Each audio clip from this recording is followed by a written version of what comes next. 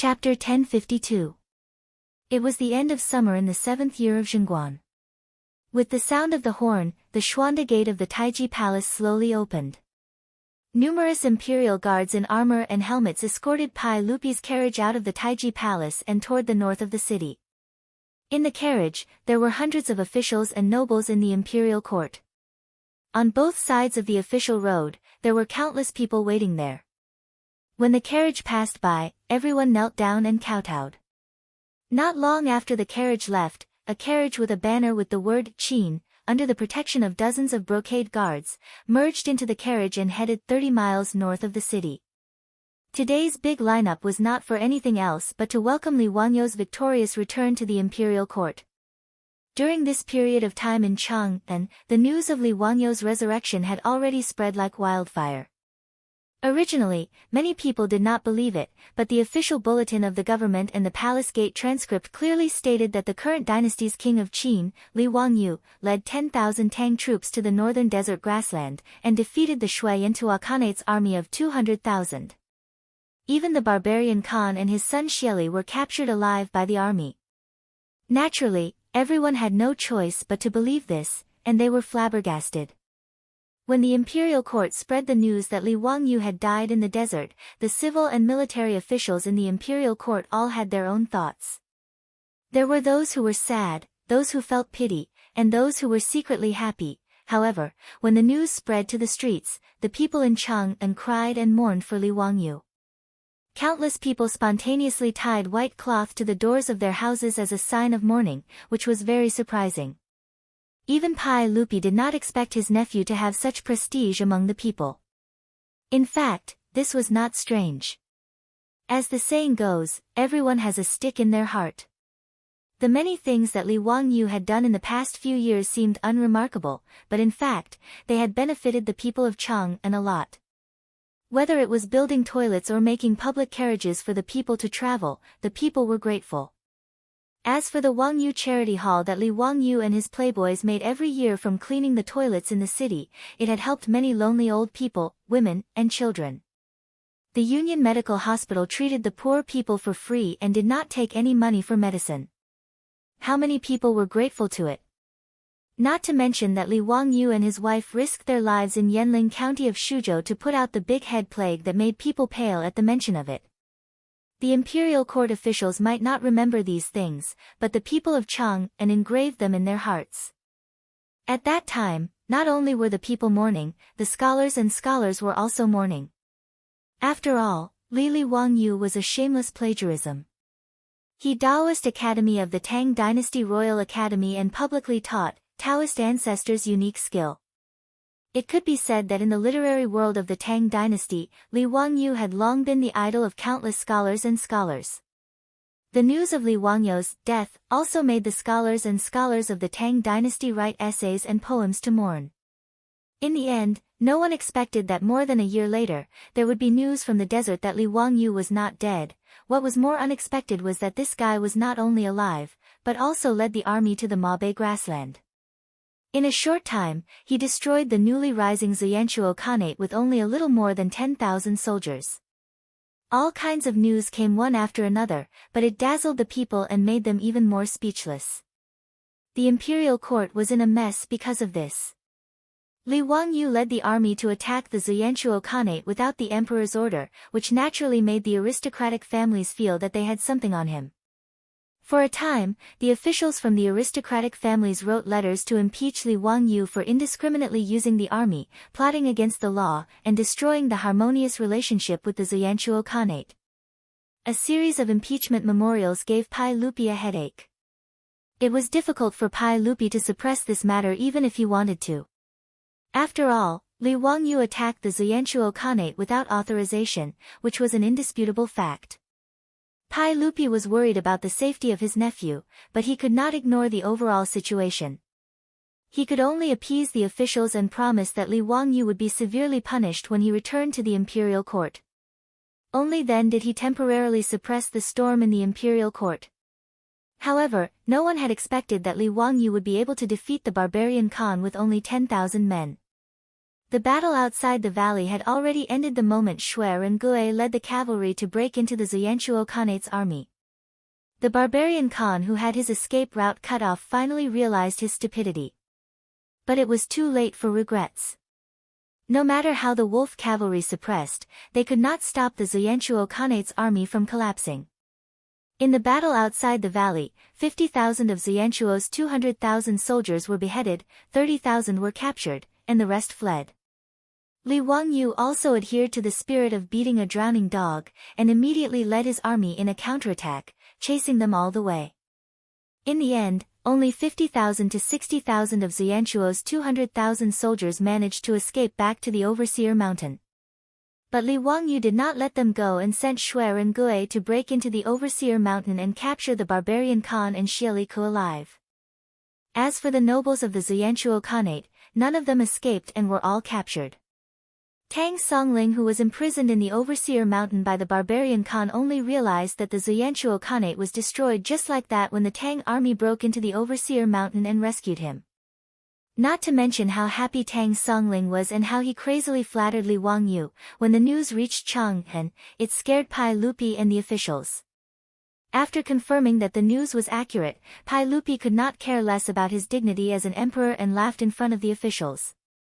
Although the Xianchuo Khanate and the Tang dynasty had a good relationship, and the barbarian Khan had once asked Pai Lupi to marry the princess of the Tang dynasty. However, there was no such thing as true friendship between countries. Pai Lupi granted the barbarian Khan the title of Zurija Khan and acknowledged the existence of the Xianchuo Khanate only because the Tang dynasty did not have enough power and wanted to use the Xianchuo Khanate to involve the Turks. The Xianchuo Khanate stretched from the Daxing and mountains to the east, to the Altai mountains to the west, and to the Selenge River to the north. With such a large territory, it was impossible for Pai Lupi and the officials to not covet it. So in the 19th year of Zhenguan, after the death of the barbarian Khan, the Tang dynasty immediately sent troops to destroy the grassland Khanate and brought it into the territory of the Tang dynasty. Now Li Wangyu had conquered the grassland of Mabe with only 10,000 people. It would be strange if Pai Lupi was not ecstatic. After Pai Lupi discussed with Feng Xianling, Zhang Sun Wuji, Gao Shilian, and the other big shots, they did not even wait for Li Wangyu to return to the court and directly sent a large number of officials to the grassland of Mabe. The grassland of Mabe was divided into 13 prefectures, with prefectures and prefectures. The Yanran Protectorate was set up to govern the grassland of Mabe. At this point, the grassland of Mabe was swallowed into the stomach of the Tang dynasty. Originally, even if the Xianchuo Khanate was short-lived, it would have existed for 10 to 20 years. But now, it was extremely short-lived. In just a few years, it no longer existed. Li Wangyu's battle changed the situation and made the aristocratic family speechless. In the court, no one mentioned the impeachment memorials anymore.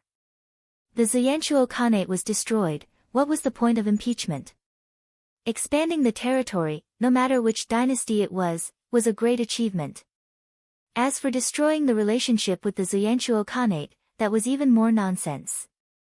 The barbarian Khan and the nobles of the Xianchuo Khanate were all captured alive by the Tang army. Who cared about what they thought? Today, Li Wangyu led the Tang army to victory and returned to the court. Pai Lupi personally led the civil and military officials 30 li out of the city to welcome him back. Chapter 1053. In the autumn of the 5th year of Zhenguan, Li Wangyu set out from Chang'an to the western regions. Who knew that after going around in circles, when he returned to Chang'an, it was already the summer of the 7th year of Zhenguan. Nearly 2 years later, when Li Wangyu led the army back to the Tang dynasty and was about to reach Chang'an, he could not help but feel a sense of homesickness and unconsciously became anxious and nervous. Especially when he thought of Su Changqing and his son and daughter, Li Wangyu's heart could not help but beat faster. If it were not for a messenger reporting that Pai Lupi would personally lead the civil and military officials to welcome the army's triumphant return 30 li outside the city, he would even have the impulse to abandon the army and lead Niu Wu and the others back to Dingzhou village. Glory and congratulations could not compare to his desire to go home. Including Qing Chumo and the other playboys, Shui Rengui and the Tang soldiers all became excited when they heard that His Majesty would personally go 30 li outside the city to welcome the army's triumphant return. Their armor was polished again and again, their swords were polished until they were shiny, and their robes were so neat that not even a wrinkle could be seen. Only Li Wangyu secretly cursed in his heart, thinking that Pai Lupi's actions were superfluous, delaying his time to go home to see his wife and children. Li Wangyu secretly swore that from now on, he would not care about the affairs of the imperial court even if he was beaten to death. Pai Lupi could do whatever he wanted. Whether it was conquering Liaodong in the east or Tufan in the west, he would not accompany or participate in it. The greatest enjoyment was having a wife and children on a warm bed. All that talk about making a name for yourself and leaving your name in the annals of history was nonsense.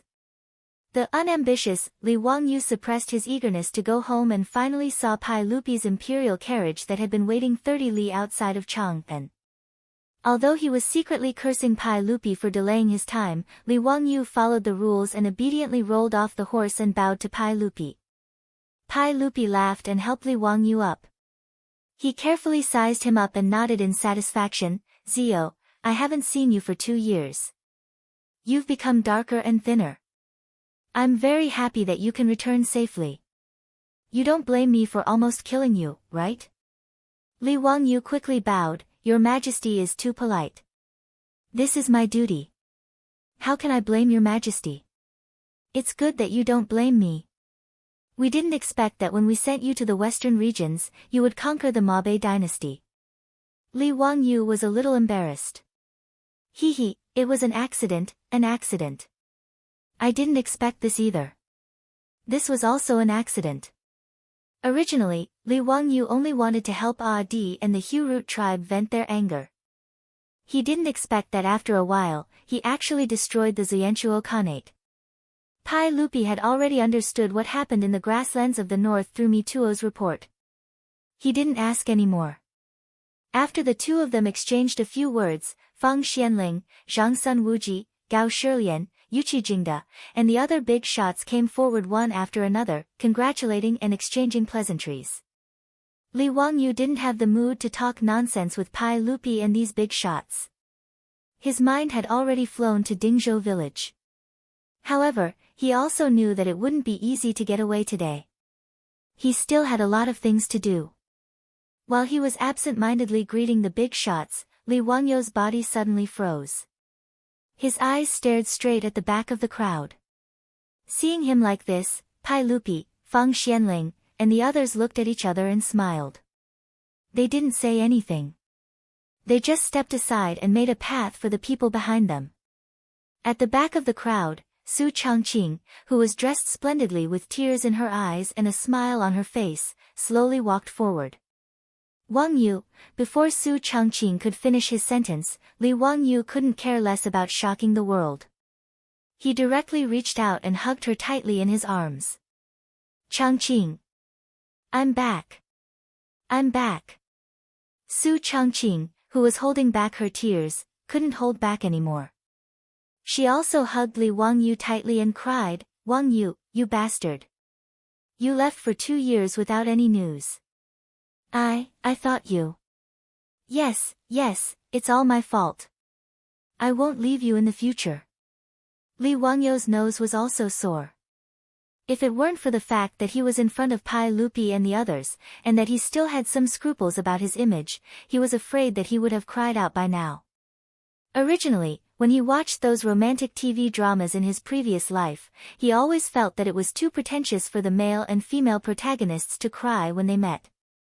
But the moment he saw Su Changqing, he realized that some things just couldn't be helped. The two of them hugged each other as if there was no one else around, which made Pai Lupi and the others feel a little embarrassed. Although the people of the Tang dynasty were open-minded, it was still a little embarrassing for a couple to hug like this in public, even if it was a couple. Pai Lupi couldn't help but cough, which woke Su Changqing up. After all, she was a woman. Being surrounded by so many people like this, she was a little shy. She quickly pushed Li Wangyu gently. Li Wangyu didn't mind. In any case, he was thick-skinned. Hearing Pai Lupi's cough, he even glared at him in dissatisfaction. I'm hugging my wife. What the hell are you coughing for? The two of them calmed down. Just as they separated, they saw three similarly excited beautiful girls walk out from behind Su Changqing. With tears in their eyes, they respectfully bowed to Li Wangyu. This concubine greets Lord Husband. Lord Husband went on an expedition to the northern desert, plowing the courtyard and sweeping the acupoints. It must have been hard on you. Their words caused Li Wangyu to stare blankly. Bridgebean sack. What did they call him? Lord Husband. Oh my God. Li Wangyu naturally recognized these three beautiful girls. They were his personal maidservant Perrin, the European girl Aphrodite, and Pai Lupi's eldest daughter, Princess Chango Li Lizzie. It was very normal for Aphrodite to call him Lord Husband. Li Wangyu had already taken Aphrodite into his room. Although he hadn't had the time to give her a status, the relationship between the two was worthy of such a title. Perrin was no longer the 12 or 13-year-old lowly that he had first transmigrated to the Tang dynasty. Now that 5 years had passed, the little lowly had grown into a beautiful young lady in the prime of her life. Su Changqing had already agreed to let Li Wangyu take Perrin into his room as a concubine. Therefore, Li Wangyu didn't find it strange that Perrin called him Lord Husband. But Chango called him Lord Husband. What kind of situation was this? Although Li Wangyu had been forced to agree to Pai Lupi's unequal treaty in the Taiji Palace in order to marry Su Changqing, that was actually just a delaying tactic. Li Wangyu didn't believe that Chango would be willing to marry him. Even if Pai Lupi and Empress Zhangsun were willing, it was still impossible. People with the same surname would not marry. Moreover, he had taken Chango as his disciple, and the two were relatives. Moreover, he had already officially married her. In this way, if Pai Lupi insisted on marrying Chango, the aristocratic clans and Confucian scholars would probably spit the shit out of Pai Lupi. Even Wei Zheng, the goat-nosed duke who was loyal and devoted to Pai Lupi, would cause a ruckus in the Taiji Palace and teach Pai Lupi the meaning of moral principles and ethics. As a result, although Li Wangyu had promised Pai Lupi, he had never considered this matter. In any case, if Pai Lupi couldn't handle the aristocratic clans, they couldn't blame him. How could Li Wangyu have known that because he had gone missing in the desert for over a year and was misunderstood by the court as having died, Chango's marriage to him had actually been accomplished without any hiccups? After Mitua and the other debauches found Li Wangyu, they forgot to tell him that during the time he had gone missing, his wife, Su Changqing, had actually married Princess Chango and brought her back to the Prince of Qin's household in one go. She had also taken in 2 children while she was at it. Seeing Li Wangyu standing there in a daze, Su Changqing reacted. She couldn't help but secretly extend 2 slender fingers and pinch Li Wangyu's waist. She was also somewhat dizzy. Other women were afraid that their husbands were unfaithful, but she, as a professional elite in the future, had actually helped her husband marry a wife and take in 2 concubines. Thinking of this, Su Changqing felt her face burn with incomparable hidden bitterness. Chapter 1054. After Li Wangyu finally figured out the ins and outs of the matter from Su Changqing, he didn't know whether to laugh or cry. He looked at Pai Lupi with eyes full of hidden bitterness. He really didn't know whether marrying a 12 or 13-year-old little girl was considered marrying a wife or helping Pai Lupi raise his daughter. Especially when he heard Chango call him husband, Li Wangyu felt even more guilty. Even he himself felt flustered and embarrassed. But what was done could not be undone. It was too late to say anything. He couldn't drive Chango back to Taiji Palace, could he? If he did that, wouldn't Pai Lupi fight him to the death? Rubbing his nose, Li Wangyu could only grit his teeth and squeeze out a smile at Chango. My wife, I'm sorry. With tears in her eyes, Chango smiled like a flower and shook her head desperately. As long as my husband can return safely, my sister and I will be satisfied. Li Wangyu really didn't know how to respond to this. In front of Pai Lupi, he could only laugh dryly. He habitually reached out to touch Chango's head, but felt that it was inappropriate, so he could only withdraw his hand awkwardly. As for Aphrodite and Perrin, seeing their Lang Jun like this, they snickered. Li Wangyu was so angry that he glared at them fiercely. Pai Lupi didn't notice Li Wangyu's expression, nor did he feel that there was anything wrong with his daughter marrying Li Wangyu at such a young age. After all, this guy had married Empress Shangsun at such a young age. Of course, Pai Lupi actually only allowed the officials to set fires, but not the common people. Because as early as the first year of Zhengguan, Pai Lupi issued an imperial edict to set the marriage age of men and women in the Tang dynasty, 20 years old for men and 15 years old for women. It wasn't until the Kaiyuan era that Emperor Xuanzong of Tang changed the marriage age of the Tang dynasty to 15 years old for men and 13 years old for women in order to increase the population. Now Li Wangyu was old enough, but Chang'e was still a few years away from 15. Of course, no one would ask Pai Lupi for this reason. Li Wangyu's resurrection caused all the officials in the imperial court to have a lot of complaints. Just his title as the Duke of Qin was enough to give the other officials a headache. As for the matter of Li Wangyu marrying two princesses by accident, no one, including Wei Zheng, bothered to get involved. In any case, Chang'e had already married into the Duke of Qin's manor. Even if they were sick of her, they couldn't say anything. Li Wangyu also had a headache about this, but he was too lazy to think too much about it. If he married her, then so be it. He could just treat it as a nurturing game. After a few years, Chang'e would eventually grow up. Thinking of this, Li Wangyu, the outwardly passionate man, couldn't help but steal a glance at Chang'e. He was a little excited. Pai Lupi led the officials out of the city to welcome the army's triumphant return. The ceremony was very complicated. In addition to the inspection of the army, the offering of prisoners, and many other matters, it took a full 2 to 4 hours before the army and Pai Lupi's imperial carriage set off again, heading towards Chang'an city. Pai Lupi didn't make things difficult for the barbarian Khan and Xieli Khan, as well as Shui Yintua's nobles. After a round of reprimanding, the barbarian Khan and the others were even brought to the imperial ancestral temple for Pai Lupi to boast about their achievements to their ancestors. Then, like Xieli Khan, they would be conferred an official position by Pai Lupi and be raised in Chang'an city. Li Wangyu didn't need to worry about these matters.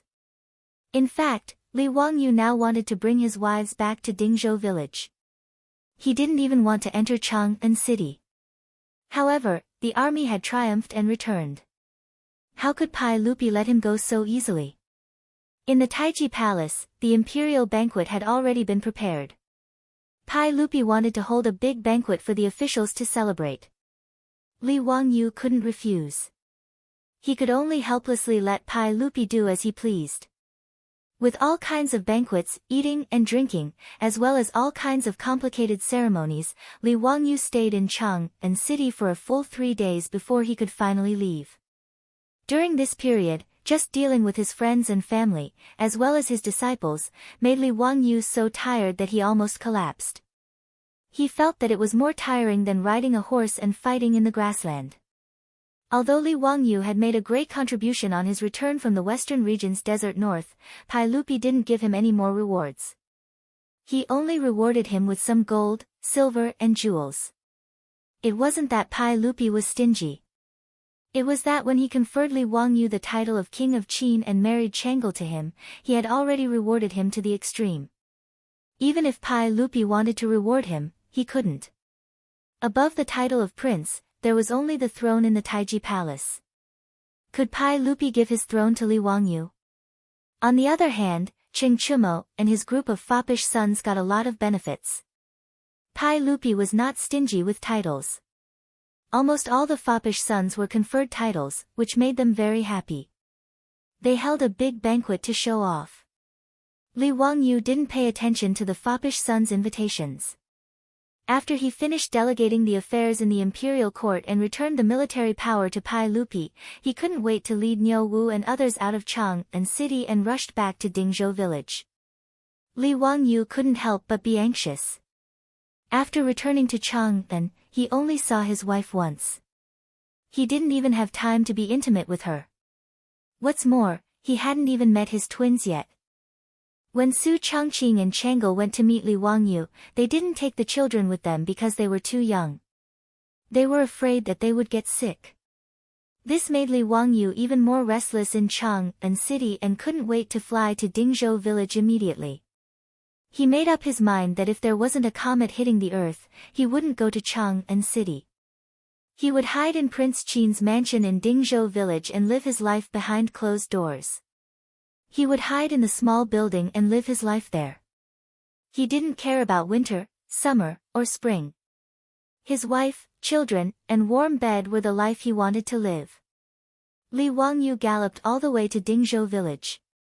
Li Wangyu could already see from afar that there were many people waiting at the village entrance to welcome him. The old village chief had not seen him for 2 years, but he looked older. The old housekeeper Li Hun was supported by his wife. Looking at his Lang Jun, he was so excited that tears flowed down his face. He couldn't speak clearly. The men and women of Dingzhou village, old and young, all came out to welcome him. The servants and maids in his residence were all present as well. They all came to welcome the return of their Lang Jun. However, Li Wangyu didn't have time to greet them. His eyes were fixed on the 2 children in Su Changqing's arms. He didn't wait for the steed to come to a stop before he impatiently jumped off the horse's back and rushed to the front of Su Changqing. He reached out to hold the 2 little fellows but was afraid that he would hurt the children. For a moment, he was at a loss and didn't know where to put his hands and feet. Changqing, are they my son and daughter? Su Changqing stared at him angrily. What do you think? Who will they be? I didn't mean that. Li Wangyu rubbed his hands awkwardly. Which one is the elder sister? Which one is the younger brother? When Li Wangyu left Chang'an, Su Changqing was only 2 months pregnant. 8 months later, she gave birth to a pair of children in the summer of the 6th year of Zhengguan. They were just 1 year old. Li Wangyu couldn't tell the gender of the 1-year-old children. Su Changqing rolled her beautiful eyes at him.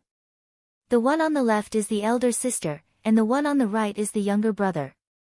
The smile on Li Wangyu's face widened. He reached out to hold the children. Good daughter, brat, call me daddy. He didn't care whether there was a father in the Tang dynasty or not.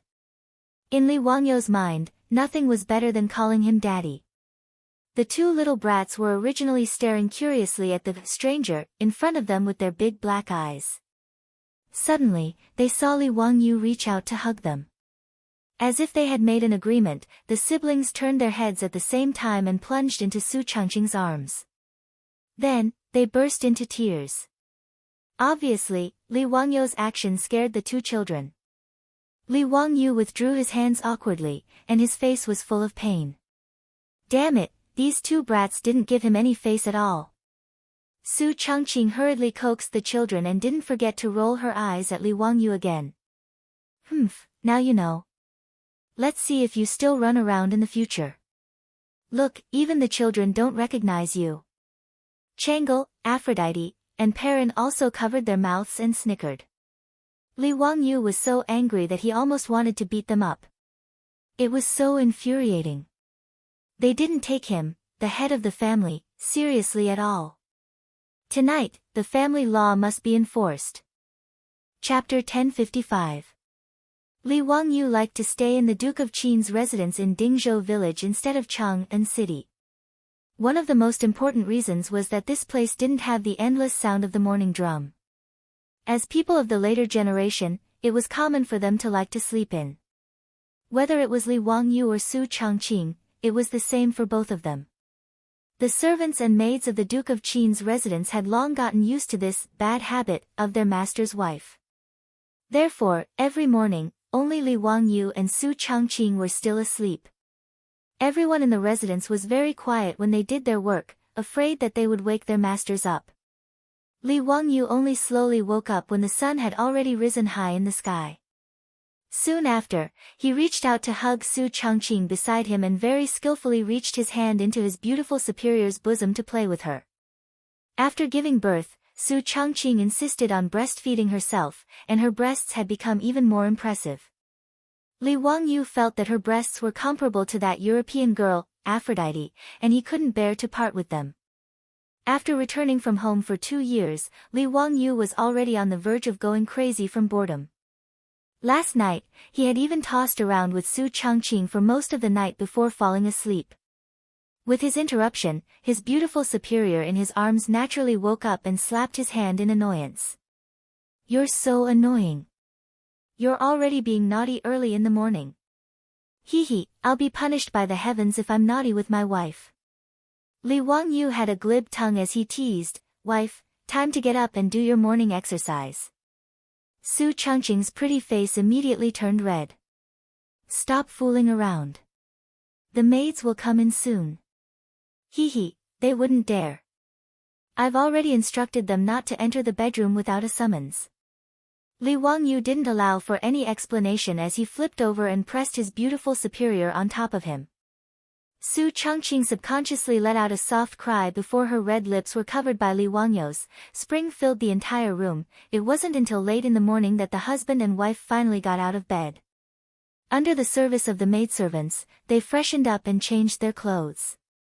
Su Changqing had the maidservants bring the 2 children over and glared at Li Wangyu. "Don't come into my room tonight.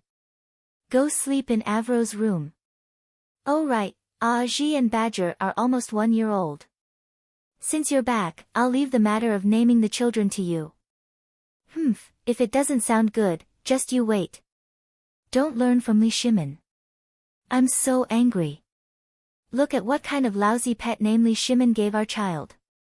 According to the Tang custom, after a child was born, they would first be given a pet name. Only when the child was 1 year old would they be officially given a name. When Li Wangyu's twins were born, Li Wangyu was still playing with mud in the desert robbers' camp.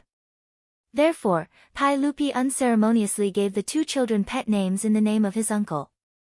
However, Li Wangyu couldn't help but want to beat someone up when he heard this nickname.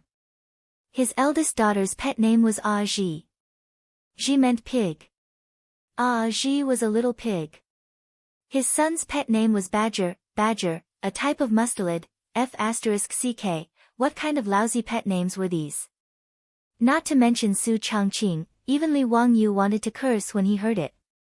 However, when he thought about the pet names Pai Lupi had given his children, Li Wangyu felt relieved. Li Tai's pet name was Qing Ke, which was a type of bird. Li Ji's pet name was Jinu, which meant a little pheasant. Princess Jinyang, who would be born in the future, was Ji, which meant a little rhinoceros. Li Wangyu deeply suspected that Pai Lupi was running a zoo. The pet names he gave his children were all animals. However, since the names were given by Pai Lupi, although Su Changqing and Li Wangyu despised them, the officials and nobles were envious. In the residence, whether it was the old butler, Li Heng, or the servant girls, they all felt that it was a great honor. In this regard, Su Changqing could only pinch his nose and accept it. During this year, he had gotten used to calling them Ji and Badger every day. However, the 2 in-laws did not dare to let Pai Lupi name the children's names. After Li Wangyu returned as a father, the responsibility of naming the children naturally fell on his head. Li Wangyu also had a headache when it came to naming. It was not a day or 2 that he was incompetent at naming. Otherwise, he would not have named the grandson of Carpenter Lu in the village Lu Dehua. After Su Changqing gave him this arduous yet glorious task, this guy's brain was about to explode. His mind was filled with all kinds of famous people with the surname Li in history. Li Bai, Li Qingzhao, Li Shangyin, Li Bingbing. Li Kue, Ba. What the hell was Li Kue? If he dared to say that he named his son Li Kue, Su Changqing would probably immediately pick up a knife and fight him to death. Li Wangyu pulled his hair worriedly. Why was it so difficult to give a name? It was easier to give a name with a family tree. The surname and the seniority were all decided by the ancestors. In the end, he just had to think of a word. However, in the Tang dynasty, such a name was rare. Most of the names were single words. Naturally, it had nothing to do with the family tree. Li Wangyu really could not think of a name for the child, so he simply ordered people to bring him the Book of Songs, Chu Ci, the Analects of Confucius, and the Book of Changes. In the future, there was a saying on the internet, the Book of Songs for Women, Chu Ci for men, Wen Luan Yu for men, Wu Zhouyi for men, which was the way to name a child. Since Li Wangyu could not think of a name by himself, he was ready to follow the picture and search for the answer by flipping through the books. He almost flipped through the 4 books and finally picked out 2 names that Su Changqing reluctantly nodded his head. The eldest daughter was named Li Zipei, which was taken from the Book of Songs, Qingqing Zipei, lingering in my thoughts. The second son was named Li Ji, which meant handsome horse. After sending the names of the 2 children to the Zongjing Temple for registration, Li Wangyu considered that he had completed the task and concentrated on playing with the 2 children. Since the 2 children were born, they had never seen him as a father. Naturally, they were not close to him. Every time Li Wangyu wanted to carry his children, all he got in return was his daughter and son crying loudly, making him look very miserable. Li Wangyu could only shamelessly walk around in front of his children, trying to get familiar with them as soon as possible. It had to be said that Li Wangyu was actually somewhat biased towards girls. Of the 2 children, his daughter was always his precious daughter, his biological daughter, and his son was a stinky brat. After all, the daughter was a little cotton-padded jacket, a lover from a previous life. As for the son, well, he was probably an enemy from a previous life and wanted to take revenge in this life.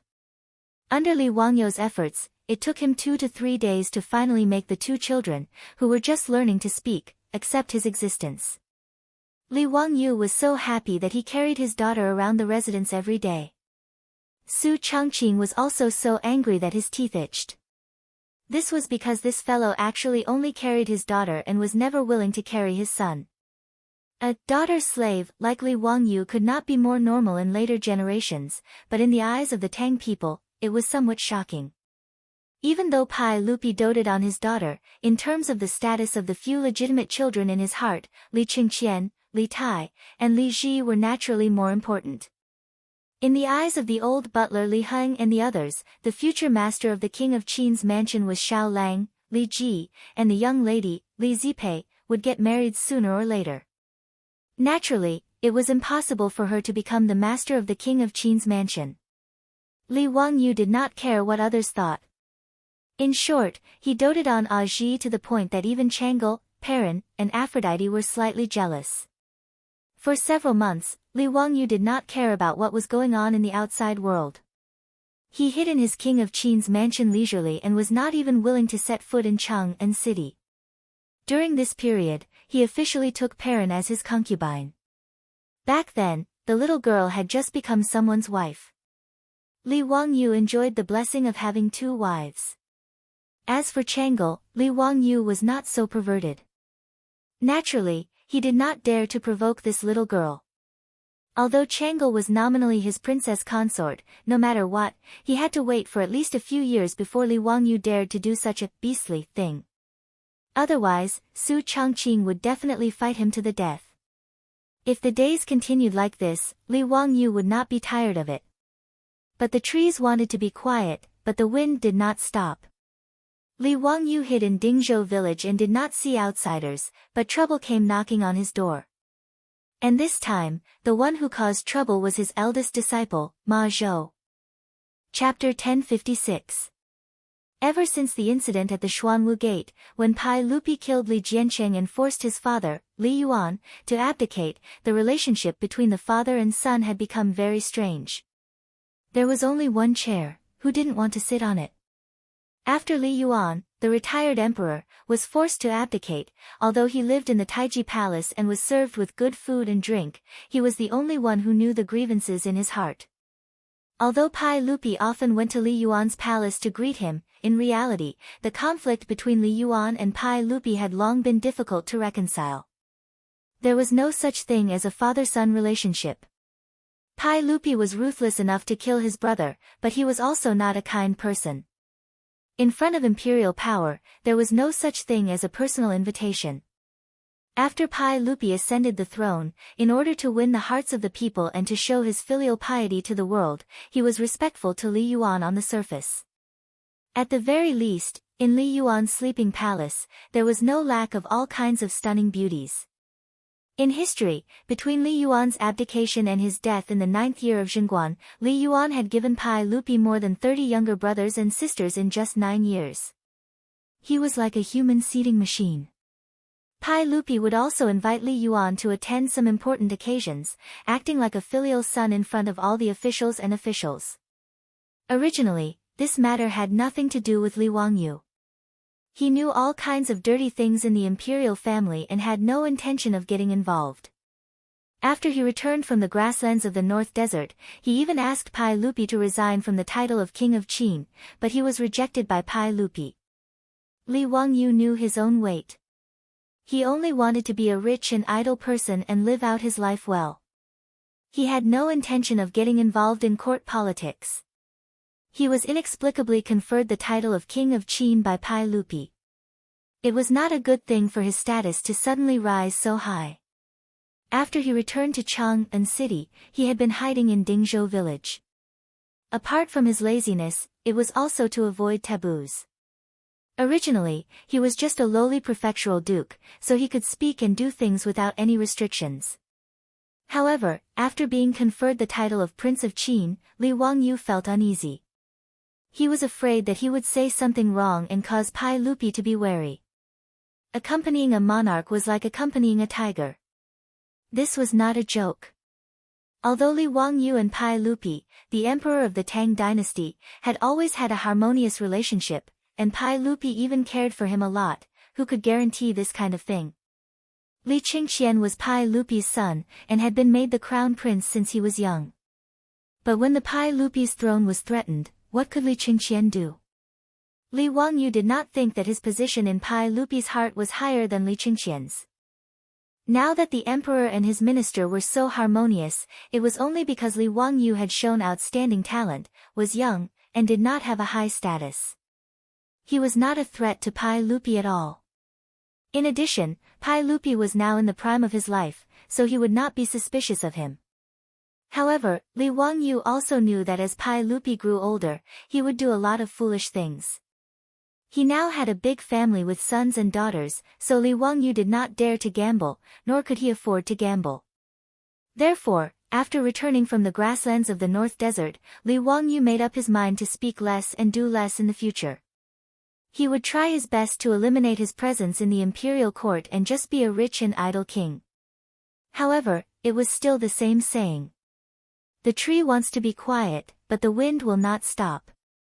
Li Wangyu wanted to calm down, but his eldest disciple, Ma Zhou, had caused him trouble that was neither too big nor too small.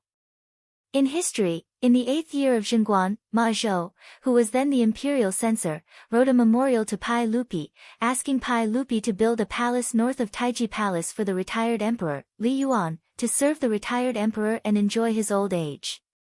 This was the famous Daming Palace in the history of the Tang dynasty. Pai Lupi, in order to show to the world that he and Li Yuan were filial, nodded and agreed to this matter. At first, this palace was named Yong'an Palace, and in the 9th year of Jingguan, it was renamed Daming Palace. However, at that time, the Tang dynasty was not very strong. In addition, 1 year after the construction of Daming Palace, Li Yuan suddenly died of illness. Pai Lupi ordered the construction of Daming Palace to be suspended. It was not until Li Ji ascended the throne that the construction of Daming Palace was restarted after 28 years. In the 3rd year of Longxua, Emperor Gaozong of Tang, Li Ji, moved from Taiji Palace to Daming Palace. From then on, the political center of the Tang dynasty changed from Taiji Palace to Daming Palace. Logically speaking, although the current financial situation of the Tang dynasty was not very good, Pai Lupi wanted to build Daming Palace to show filial respect to Li Yuan, so no one could say no. However, the problem was that this matter was not proposed by Pai Lupi, but by Ma Zhou. As a result, they had poked a hornet's nest. Unlike in history, when Ma Zhou, as the imperial censor, wrote a memorial to build Daming Palace, those aristocratic families and the officials of the imperial court were too lazy to participate in this matter. Hence, the matter of building Daming Palace did not cause any waves. However, Now that Ma Zhou was Li Wangyou's eldest disciple, whether it was Pai Lupi, the aristocratic families, or the officials of the imperial court, they all treated Ma Zhou as Li Wangyou's direct disciple. They treated his idea as Li Wangyou's idea. After Ma Zhou handed a memorial to Pai Lupi in Taiji Palace, asking to build Daming Palace, it instantly caused a huge wave. The aristocratic families could not find an excuse to attack Li Wangyou, but Ma Zhou's memorial gave them a reason. Under the instructions of Wang Renyu, Zheng Yuanshou, and the others, the aristocratic family officials crazily wrote memorials to attack Ma Zhou for having evil intentions and deceiving the emperor. In the memorials that the aristocratic family officials handed in, they listed Ma Zhou's various crimes. To a certain extent, the memorials from the aristocratic families were not wrong. Now that the Tang dynasty had just recuperated for a few years, the treasury was slightly full, and it was the time for many things to be done.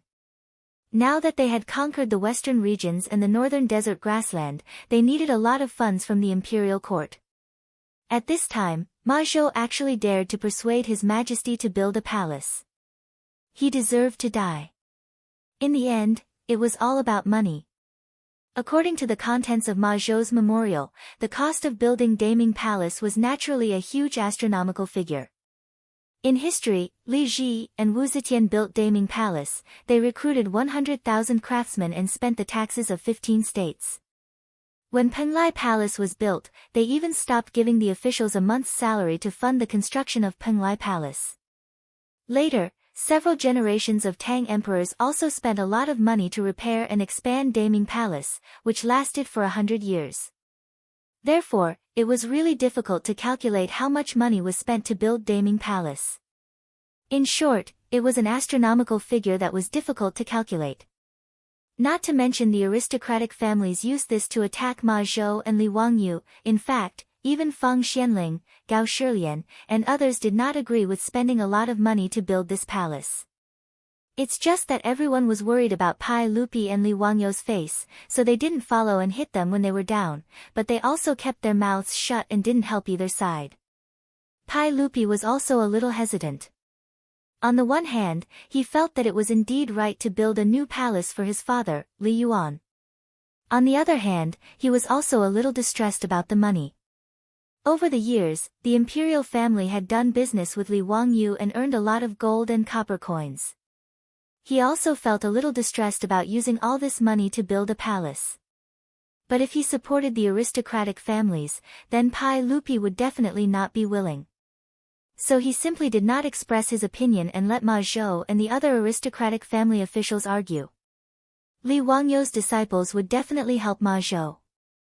Whether it was Yan Liben, Lu Rengui, or Shen Guanyi, they stood firmly behind Ma Zhou and supported him.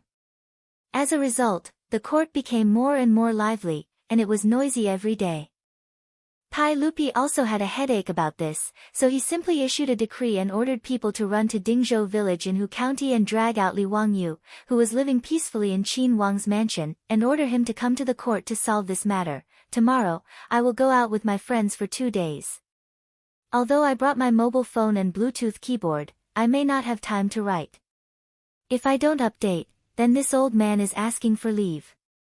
Chapter 1057. After Li Wangyou finally figured out what happened in the imperial court, he didn't know whether to laugh or cry. With regards to Ma Zhou's memorial, he was gnashing his teeth in hatred. If he had nothing better to do, why did he get involved in the imperial court's affairs? Who cares if Pai Lupi is filial to me? What does it have to do with you? If Ma Zhou wasn't in front of him, Li Wangyou would have the urge to beat him up. In Li Wangyou's opinion, he did not support the construction of the Daming Palace. Li Yuan wouldn't be able to enjoy it. Even if he could, how could the huge Taiji Palace not be enough for Pai Lupi and his family? Wasn't building the Daming Palace with the blood and sweat of the people of the Tang dynasty? Weren't the people of the Tang dynasty the ones working hard? That bastard Ma Zhou actually wrote a memorial to urge Pai Lupi to build the palace. He really didn't know his own name. Actually, Li Wangyou also remembered this matter in his heart. He also had plans to find time to find Ma Zhou and give him a warning. He wanted to warn him not to rashly submit a letter to Li Er next year. After all, in history, Ma Zhou only wrote a memorial to Pai Lupi in the 8th year of Zhengguan era to ask for the construction of the Daming Palace. In the end, for some reason, Ma Zhou wrote a memorial to Pai Lupi a year earlier, which caught Li Wangyu unprepared. He fiercely scolded Ma Zhou a few times, then sat back at his desk with a bitter face, thinking about how to clean up Ma Zhou's mess. After all, he was Ma Zhou's teacher, so he had to take care of this matter. But how to take care of it gave him a headache. Supporting Ma Zhou's memorial and Pai Lupi's construction of the Daming Palace was something that Li Wangyu couldn't get over in his heart. Even if Pai Lupi stopped working in the future, wouldn't that little brat Li Ji and Mei Nyang continue to build the palace? Recruit 100,000 craftsmen. What couldn't those craftsmen do? Why did they have to build a palace for the emperor? The evil feudal ruling class. He complained in his heart, forgetting that he, Li Wangyu, was now part of the feudal ruling class, and in terms of nobility, he was the one with the highest rank. But if he didn't support Ma Zhou, not only would it be unreasonable, but he also wouldn't be able to explain it to Pai Lupi. What's more, he didn't want the aristocratic families to be complacent. For a moment, Li Wangyu was really worried. He didn't know what to do in the imperial court tomorrow. While he was worrying, Su Changqing and Chang'e each carried a child into the study, chatting and laughing. Seeing his sad face, they couldn't help but be curious. "Husband, what's going on? Why are you so worried?" Under Li Wangyu's signal, Chang'e handed little Ji to him and asked. Li Wangyu let out a long sigh. He recounted the events of the day when Pai Lupi sent someone to deliver the edict, when Ma Zhou entered the memorial to build the new palace, as well as the various events that transpired in the court. "Chang'e, do you think that bastard Ma Zhou has nothing better to do? Why did he urge your father to build a stupid palace?" Chang'e didn't understand these imperial court matters, and she didn't know how to answer. After all, she was just a little girl. Su Changqing, on the other hand, glared at Li Wangyu angrily. "Why are you swearing in front of the child?" Li Wangyu finally reacted. He quickly lowered his head and teased his daughter in his arms. "Ji didn't hear it, right? Come, call me father." Father. Between a pair of children, Li Wangyu obviously preferred his daughter. Su Changqing was too lazy to complain about this daughter-slave.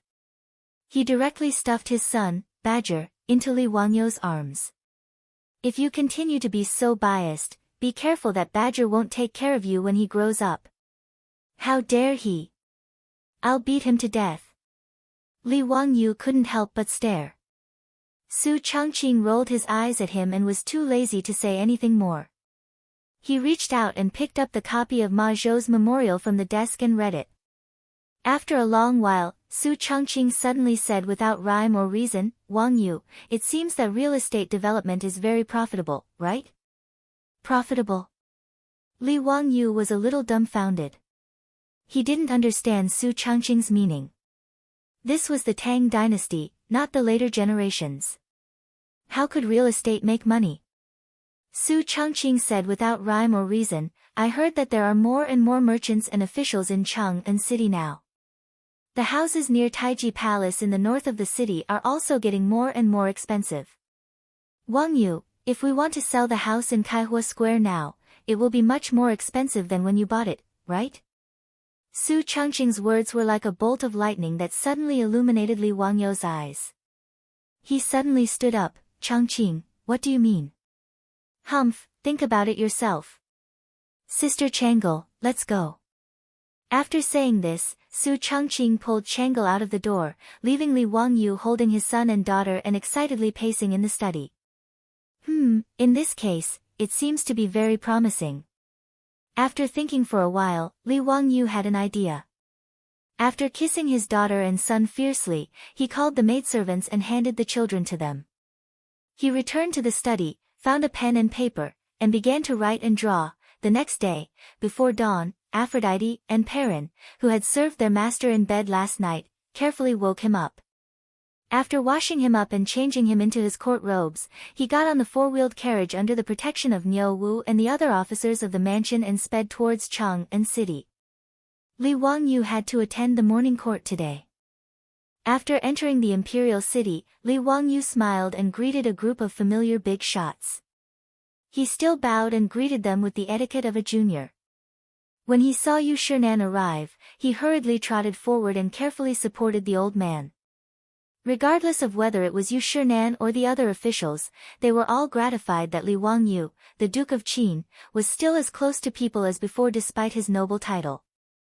Zio, I'm afraid there will be many waves in court today. You must remember to be careful. Yu Shinan kindly reminded. Li Wangyu smiled, rest assured, Duke Yu, I know what to do. Oh. What do you plan to do?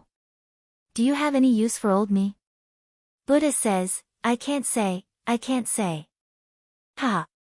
Li Wangyu smiled and kept him in suspense. These were the same words he had said to Yu Shinan when he first met him.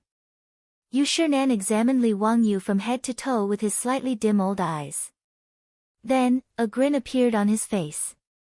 This young prince whom he had met at the crossroads of Hu County was indeed the same young man from back then. He hadn't changed at all. Li Wangyu supported Yu Shinan and walked towards the rows of officials. Ma Zhou, Yan Liben, Lu Rengui, Sheng Guanyi, and the others silently walked to Li Wangyu's side and bowed. Teacher, I've caused trouble for you. Ma Zhou was ashamed. He also didn't expect that a memorial would cause such a stir in the capital. Pai Lupi had summoned Li Wangyu to court for this matter. In fact, Ma Zhou and the others had rushed to Dingzhou village yesterday to pay respects to their teacher, but they were refused entry. Li Wangyu had ordered people to chase them away. Li Wangyu was naturally angry. He felt that his disciple, no matter what, should have the country and the people in his heart. What was the point of meddling in the affairs of the imperial family? Moreover, Ma Zhou's memorial to build the Daming Palace was too much of a flattery to Pai Lupi. Therefore, how could Li Wangyu not be angry? After hearing Ma Zhou's words, Li Wangyu rolled his eyes to the sky. Oh, isn't this Imperial Censor Ma? What are you saying? Imperial Censor Ma is wholeheartedly serving the public. How did you cause trouble for me? His words scared Ma Zhou so much that his face turned white. His knees went soft and he directly knelt in front of Li Wangyu. Teacher, I was wrong, please forgive me. Please punish me. Ma Zhou was really scared at this time. Chapter 1058. In history, Ma Zhou had only become the head of the secretariat in the 18th year of Zhengguan's reign. In other words, he was one of the prime ministers of the Tang dynasty. The current Ma Zhou was merely an insignificant imperial censor. He did not have any authority to speak of. In fact, Yan Liben, Lu Rengui, Sheng Guanyi, and the other disciples were all like this.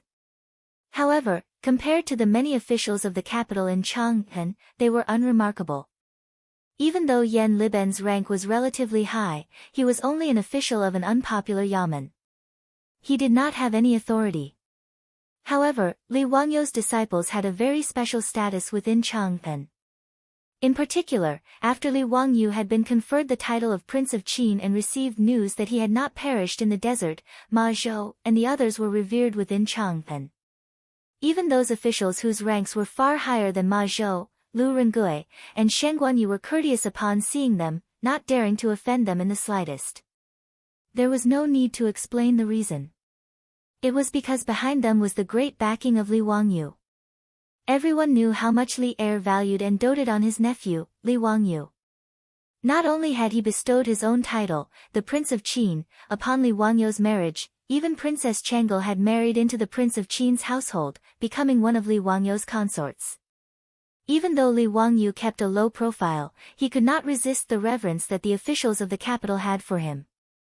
With Li Wangyu not appearing, Ma Zhou and the other disciples instead received all sorts of flattery. Even the officials from aristocratic families did not dare to lightly provoke them. After all, the aristocratic families, led by the 5 surnames and 7 nobles, had suffered too many losses at the hands of Li Wangyu. Even the clan heads of the aristocratic families did not want to lightly offend Li Wangyu. Naturally, these officials from aristocratic families had no choice but to retreat. After hearing too much flattery, it was inevitable that Ma Zhou and the others would become somewhat arrogant. They dared to argue with the aristocratic officials in Taiji Palace because they had the confidence to face off against their teacher, the Prince of Qin, Li Wangyu. Otherwise, how could they have the right to speak in such a large Taiji Palace? Yesterday, Ma Zhou and the others rushed to Dingzhou village and requested to see their teacher, but they were directly rejected.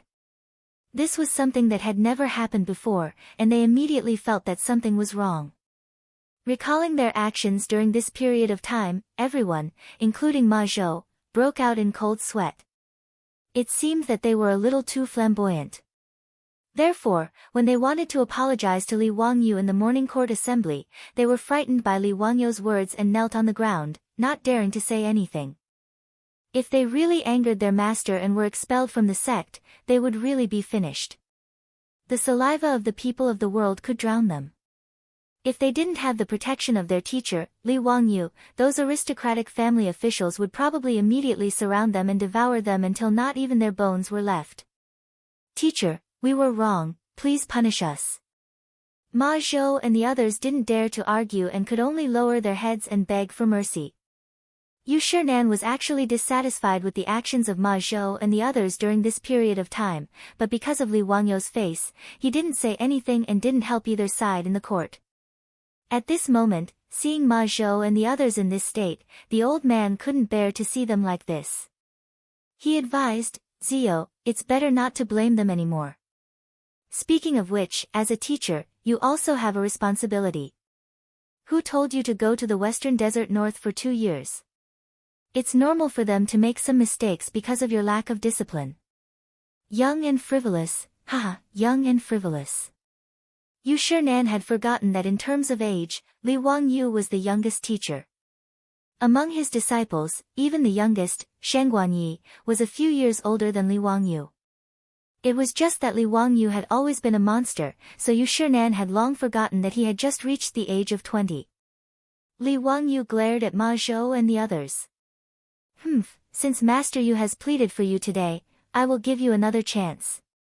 If there is a next time, don't blame me for expelling you from the sect." "Yes. We dare not disobey." Ma Zhou and the others heaved a sigh of relief and hurriedly thanked Li Wangyu and Yu Shinan. "However, you can avoid the death penalty, but you can't escape punishment. You bastards, within 10 days, each of you will copy the Analects of Confucius 100 times. This will be your punishment." When Ma Zhou and the others heard this, their faces instantly darkened. The Analects of Confucius was about 10,000 words, so copying it 100 times would be more than 1,000,000 words. If they wanted to copy it in 10 days, their hands would be crippled. Ma Zhou, Yan Liben, Lu Rengui, Shen Guanyi, and the others looked at each other, but could only obediently nod and agree. Without a doubt, if they wanted to copy 1,000,000 words in 10 days, they would not need to think about sleeping during this period of time. After Li Wangyu had finished teaching his disciples a lesson, it was time to go to the imperial court. With his current status, going to the imperial court would definitely be his first priority. This was the etiquette of the imperial court, so Li Wangyu could not decline. He could only walk to the front of the hundreds of officials and lead the civil and military officials to the imperial court. After Li Wangyu appeared, the aristocratic officials also secretly shouted and made up their minds that no matter what, they would make the king of Qin suffer today. In short, they had the right to do so. These few days, through the mouths of the aristocratic families, intentionally or unintentionally adding fuel to the fire, had already caused an uproar in the city. Ma Zhou, the instigator, had attracted a lot of criticism in the streets. Even the citizens of Cheng knew what it meant when the emperor wanted to build a new palace. The wool came from the sheep's back, so how could they not be afraid? Fortunately, the officials did not know that in the future, Wu Meinyang had even stopped paying the salaries of the officials in the capital in order to build the Ming Palace. Otherwise, these officials would probably want to strangle Ma Zhou to death. If not for Li Wangyu's high prestige in the streets, there would probably be people throwing rotten eggs and vegetables at Ma Zhou's residence. Actually, Ma Zhou now regretted it. He regretted that he had written a memorial to ask Pai Lupi to build a new palace. But he was also riding a tiger and could not back down. Now, He could only pray that his teacher, Li Wangyu, had the ability to help him resolve this matter. In Taiji Palace, Pai Lupi ascended the throne amidst the greetings of the officials. After the ceremony, the palace suddenly quieted down. Everyone looked at Li Wangyu, who was in the front row of the hundreds of officials. Even Pai Lupi was the same. He looked at Li Wangyu with burning eyes. Li Wangyu felt a little uncomfortable being stared at by everyone. He could only rub his nose helplessly and cough lightly. He walked forward and said in a clear voice, "Reporting to your majesty, I, Li Wangyu, have something to report." "Report it." "I heard that censor Ma Zhou had once reported to your majesty to build a new palace for the retired emperor. I think this is inappropriate." After Li Wangyu said that it was inappropriate, the originally quiet palace immediately burst into a clamor. It was as lively as the busiest market in Chang'an. The faces of Ma Zhou and the others instantly turned pale, their faces drained of all color. The aristocratic officials, on the other hand, looked pleased. If Li Wangyu abandoned his disciples in order to protect himself, then Li Wangyu's reputation as the king of Qin would also be ruined. Who would dare to get close to such a person if he could abandon his own disciples at will? Even Fang Xianling and Gao Shilian frowned. They looked at Li Wangyu with puzzlement. Pai Lupi frowned even more. "Zio, what do you mean by this? I played for 2 days during National Day. Today I will make up for it." Chapter 1059. In everyone's opinion, even if Li Wangyu did not approve of his disciple's memorial, he should not have made such a statement in public. His words were equivalent to sentencing Ma Zhou and the others to death. Even he, the teacher, said that it was inappropriate. What else could Ma Zhou and the others argue? The crimes that the aristocratic families had previously accused Ma Zhou and the others would fall on them. Even if Pai Lupi wanted to protect Ma Zhou and the others, he had to consider the attitude of the civil and military officials in the court. No matter how unwilling he was, he could only shed tears and punish Ma Su and the others. When the noise in the main hall subsided, Li Wangyu smiled and said again, "Your Majesty, censor Ma's memorial is indeed inappropriate. Although the Tang dynasty is growing stronger and stronger, and we have the kingdoms of the western region and the northern desert grassland under our rule, it would be difficult for us to take out a large amount of gold and copper coins to build a new palace for the retired emperor. Moreover, your Majesty is a wise ruler. You are expanding the territory and serving the people. You should consider letting the Great China and all the kingdoms come to court. If your Majesty were to build this new palace, no matter how magnificent it is, how would it compare to the Apang Palace of the first emperor? Why should your Majesty repeat the mistakes of the Great Qin dynasty?" Li Wangyu's words were not polite at all. Pai Lupi was so angry that his face darkened. In fact, although Ma Zhou was the one who submitted the memorial regarding the construction of the Daming Palace, Ma Zhou was also hinted by Pai Lupi to submit the memorial. Pai Lupi's purpose was very simple. He wanted to show his filial piety to Li Yuan in front of the world. To put it bluntly, it was just a political show. Therefore, when Li Yuan died, Pai Lupi immediately ordered to stop the construction of the Daming Palace. As for Li Ji, that brat, who later started to rebuild the Daming Palace, it was because he disliked the old Tai Chi Palace and wanted to enjoy himself. His purpose was completely different from Pai Lupi's. Pai Lupi actually did not care much about the luxuries of an emperor. Otherwise, he would not have stayed in the Taiji Palace all this time. This was Li Wangyu. He was actually in the main hall, in front of all the officials, criticizing him for forgetting the first emperor's Apang Palace. How could he not be angry? In the Apang Palace, Xiang Yu had burned it down, and it was nowhere to be found. Li Wangyu's words were clearly saying that Pai Lupi couldn't love the people, couldn't seek long-term peace, ignored the lessons of history, and indulged in sensual pleasures.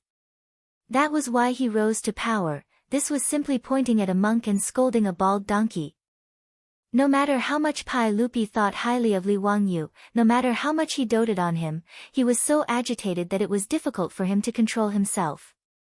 His anger was about to explode. Before he could say anything, Li Wangyu added fuel to the fire for Pai Lupi. Your Majesty, I have recently written a poem about the Epang Palace. I wonder if your Majesty is interested in hearing it. Pai Lupi's face turned even darker. He said coldly, everyone knows that King Qin's literary talent is the best in the world. Since King Qin has a new work, why don't you recite it so that I can appreciate it too? He did not even call Li Wangyu by his courtesy name. He directly called him King Qin. One could see how angry he was. Li Wangyu ignored him completely. He smiled and nodded at Pai Lupi. Then, he raised his voice and recited it loudly. The 6 kings are complete, the 4 seas are one, Mount Shu is born, Epang is born. It covers more than 300 miles, isolates the sun and the sky. Every 5 steps there is a building, every 10 steps there is a pavilion. Following Li Wangyu's recitation, the Taiji Palace became so quiet that one could hear a pin drop. Everyone held their breath and listened attentively to Li Wangyu reciting this poem. Dumu's Epang Palace Ode had been passed down through the ages. There was no need to talk about its literary talent. Li Wangyu shamelessly plagiarized it again. This truly shocked all the civil and military officials of the court, as well as Pai Lupi in the hall. The magnificent description vividly portrayed the grandeur of Epang Palace, fully demonstrating the grandeur of the time. Everyone was fascinated by it. Even Pai Lupi's expression softened. He was almost about to clap his hands and cheer. But just as everyone was fascinated by it, Li Wangyu changed the topic. He began to recite the 3rd section of the Epang Palace Ode. Sigh. The heart of one person is the heart of 10,000 people. Qin loves extravagance, but people also miss their home. Alas! The one who destroyed the 6 countries was the 6 countries, not Qin. The people of Qin did not have time to mourn, but the later generations mourned. The later generations mourned but did not reflect, but also caused the later generations to mourn the later generations. This was a profound judgment. The historical lesson was described in detail and thought-provoking. It was a warning for the later generations, but also a feeling of concern for the country and its people.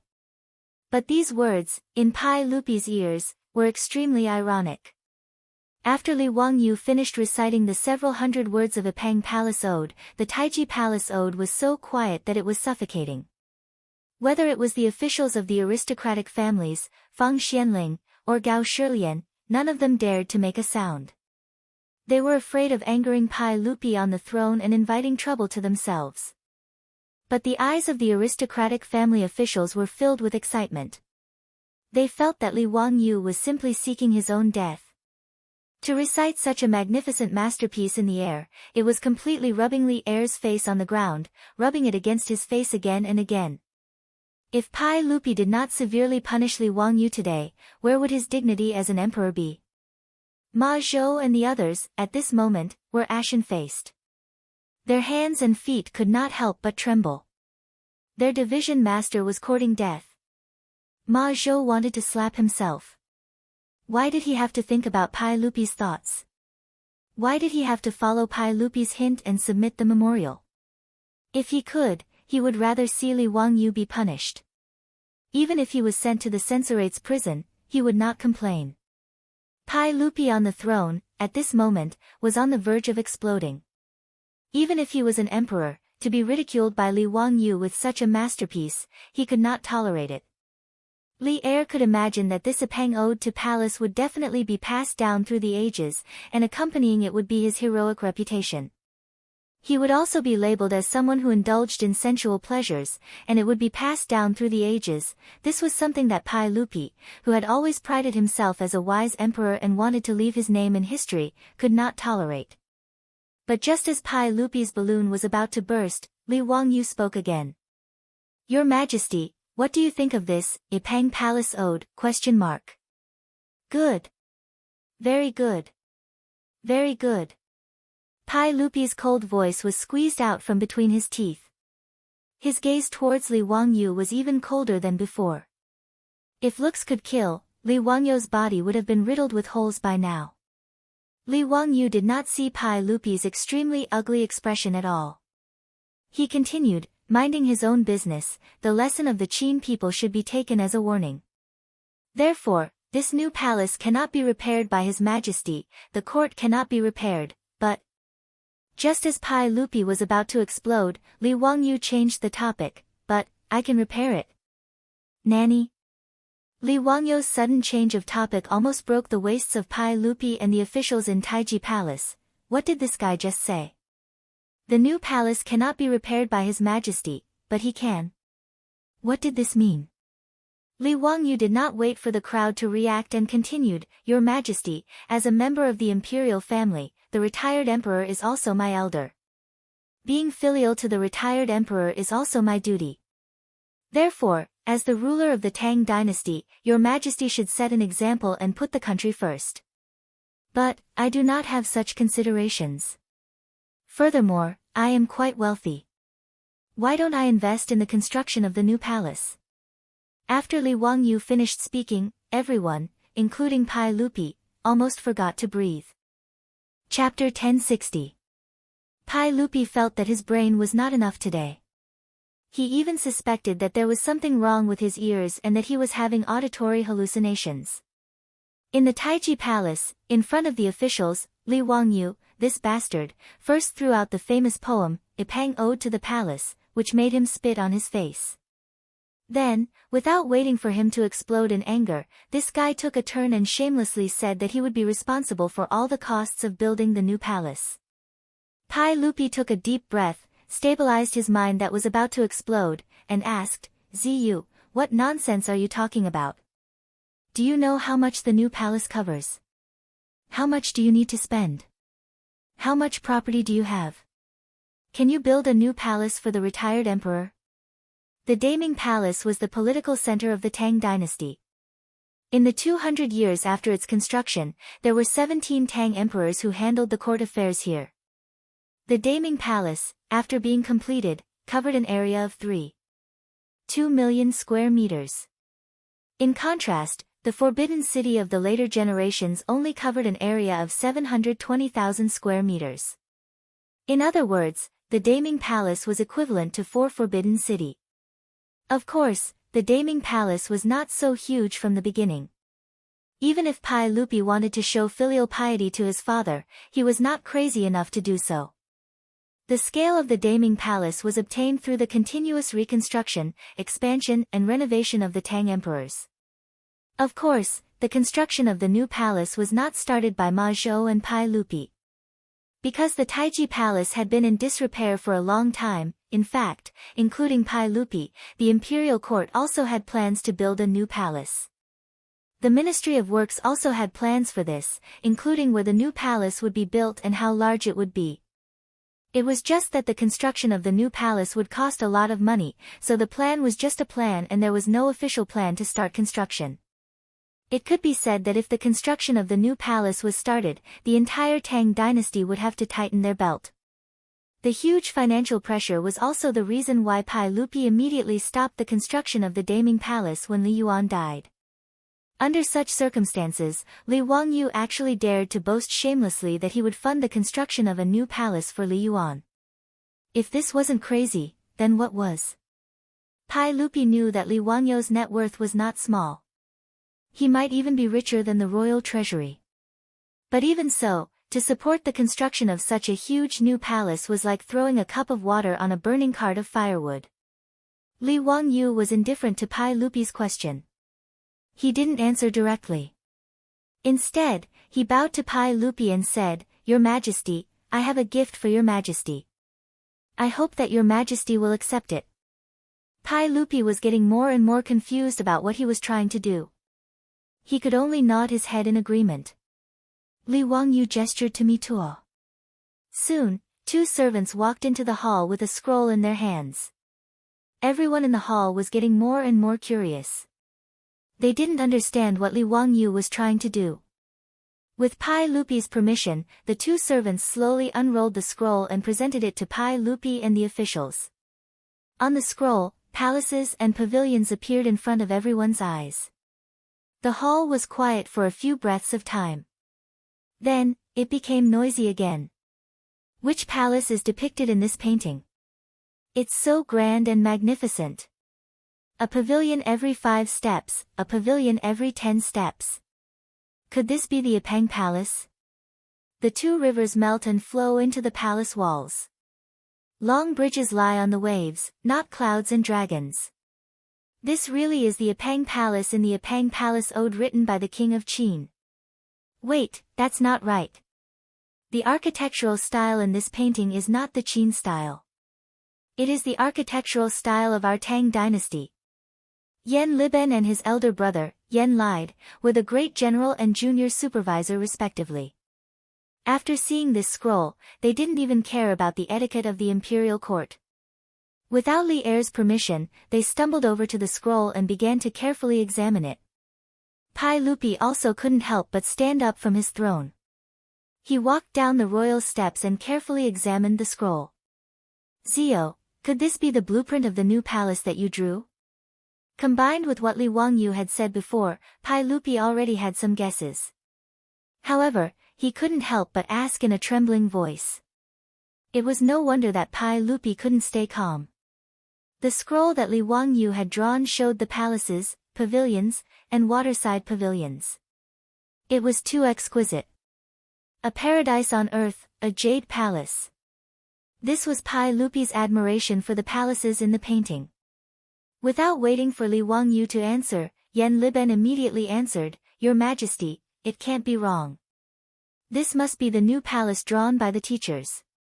This should be the front court, and this should be the inner court. Inside and outside, platforms, halls, pavilions, everything is there." Yan Liben was indeed the designer of the Daming Palace in history. Although Li Wangyu had drawn the scroll, he only looked at it for a moment and accurately identified the key points. Li Wangyu smiled pretentiously and nodded. He pointed at the scroll and said, "Your Majesty, I heard that the new palace is called Yangon Palace. I don't think it's very appropriate. The Book of Songs, Deya said, King Wen had great virtue, so he was King Wu who answered the heavens. King Wen and King Wu inherited each other. Their virtue grew, so they were called Daming. I think that the new palace should be called Daming Palace. What do you think, Your Majesty?" What he said was actually the origin of the name of the Daming Palace in history. It meant that he used King Zhou's diligence and wisdom as an example to encourage himself. Of course, Pai Lupi didn't know the origin of the Daming Palace that Li Wangyu mentioned. After thinking for a while, he felt that it was very reasonable and couldn't help but applaud. "Good. Ziyu's words are exactly what I want. Daming Palace. Good. If the new palace is built, it will be called Daming Palace. Your Majesty is wise." The pretentious plagiarist didn't have any psychological burden. He bowed and flattered Pai Lupi. After flattering Pai Lupi a little, Li Wangyu pointed at the painting and said, "Your Majesty, please look. This is the painting of the Daming Palace that I drew. This is the front court. Your Majesty can hold court meetings here in the future to deal with court affairs. I took the initiative to name the palaces of the front court as Hanyuan Palace, Political Announcing Palace, and Zichen Palace. This is the inner court's supreme liquid pool." In fact, Li Wangyu didn't know what the real Daming Palace looked like. After all, the Daming Palace had been destroyed in the long river of history. Even in the future, the Daming Palace National Ruins Park was built in Shihen. He had even seen the virtual reconstruction of the Daming Palace when he was traveling. However, that was only the argument and speculation made by the historians of the future based on the ruins of the Daming Palace. Therefore, the painting of the Daming Palace that he drew was completely based on his imagination. There was no actual basis. However, even if it was based on Li Wangyu's imagination, the painting was enough to make everyone gasp in amazement. There was only one reason: it was big enough and grand enough. For example, the Taiji Palace's Taiji Palace was 3 meters tall. Then, Li Wangyu set the Hanyuan Palace of the Daming Palace to be 6 meters tall. The entire palace was leaning against the blue sky. It was tall and majestic, and it was breathtaking. That was not all. In the painting that Li Wangyu drew, there was a palace that was 7 to 8 floors high. He even pointed out to Pai Lupi that it was the Yin and Yang palace that was specially designed for Pai Lupi. In the beginning, Pai Lupi was very excited. However, the more he looked at the painting, the worse his expression became. In the end, he couldn't help but shake his head and sigh, "Zio, you are so thoughtful. However, I think that the Daming Palace in your painting can only be built by an immortal." The two brothers, Yen Liben and Yen Lide, nodded silently at the side. They agreed with Pai Lupi's words. Many officials in the Taiji Palace who knew about architecture also shook their heads. Obviously, no one thought that the Daming Palace that Li Wangyu drew could be built by human hands. Other things aside, how could the Yin and Yang Palace, which was dozens of meters tall, be built? One must know that since ancient times in China, other than the Buddhist pagodas, there had never been such a tall building. Chapter 1061. According to the records of Luoyang Temple, the pagoda of Yongning Temple in the Northern Wei dynasty was 9 stories high, 1,000 feet high, and made of wood. It was the tallest building in ancient Huaxia. Regardless of the authenticity of the records, whether a wooden pagoda could be built to 100 meters high or not, the technical difficulty of building a pagoda was completely different from building a palace. In addition, Huaxia's tradition of using wood as a building material limited the appearance of tall buildings. In response to Pai Lupi's question, Li Wangyu's smile became even brighter. "Your Majesty, I can definitely build this Daming Palace. There is no problem." "Your Majesty, did you forget that I am the direct disciple of the ancestor?" His words made Pai Lupi's eyes brighten. Pai Lupi and the other officials believed that Li Wangyu was the direct disciple of the ancestor. If that was the case, it was not impossible for Li Wangyu to build this new palace. Only Yen Liben, a technical geek, continued to ask after hearing his teacher's words. "Teacher, forgive me for being stupid, but how can a wooden building be built so high? I really don't understand." Li Wangyu smiled. "Liben, why must it be built with wood? Why can't it be built with bricks?" "This, teacher, I'm afraid it's not appropriate. How can bricks be used to build a palace?" Yen Liben was still thinking about it. Pai Lupi also looked at Li Wangyu with a questioning gaze. Although he did not understand architecture, he also felt that it was not appropriate to build a new palace with bricks. After all, Huaxia had been accustomed to using wood as a building material since ancient times, and bricks were rarely used. In fact, Huaxia had been accustomed to using wood since ancient times, mainly because there were enough wood resources. Plus, wood was easy to process, convenient to transport, and had a good insulation effect. Huaxia also had the tradition of building a house with stone. "Your Majesty, there is a saying in the book, Zhao Wang was a pioneer of wisdom, and asked his disciples to take up his teaching. He built a stone palace and went to his teacher." It can be seen that stone palaces have existed since ancient times, and it is not only made of wood that can make a palace. After all, wood is easy to be damaged. However, if it is built with bricks, I believe that Daming Palace can last for hundreds or thousands of years. Li Wangyu's words made Pai Lupi very tempted. Looking at the painting in front of him, he was even more tempted. If the palace in the painting could really be built, it must be very magnificent, right? And what moved Pai Lupi the most was that Li Wangyu actually said that he would pay for the construction of Noda's palace. It would be strange if the stingy Pai Lupi didn't feel anything. Pai Lupi had already forgotten that Li Wangyu had used Ipang Ode to Palace to scold him. The more he looked at the painting of the Daming Palace, the more he liked it. "Zio, can you really build such an extravagant new palace? You really don't need me or the imperial court to pay for it." Pai Lupi still didn't believe Li Wangyu's words. Actually, it wasn't just him who didn't believe it. None of the civil and military officials in Taiji Palace believed it. Ma Zhou and the others' eyes were red. They lowered their heads and didn't say anything. They clenched their fists so tightly that their nails dug into their flesh. In their minds, their teacher must have been prepared to spend all of his family's wealth to build a new palace for His Majesty and the retired emperor in order to clean up their mess. Thinking of this, Ma Zhou wished that he could just let Pai Lupi give the order to beat him to death. He regretted even more that he had been so muddle-headed and impulsive to the imperial court to build a stupid new palace. If he wasn't in the palace, Ma Zhou would have knelt in front of Li Wangyu and cried loudly, begging for his teacher's forgiveness. Yan Li was the junior supervisor of the Directorate of Generals.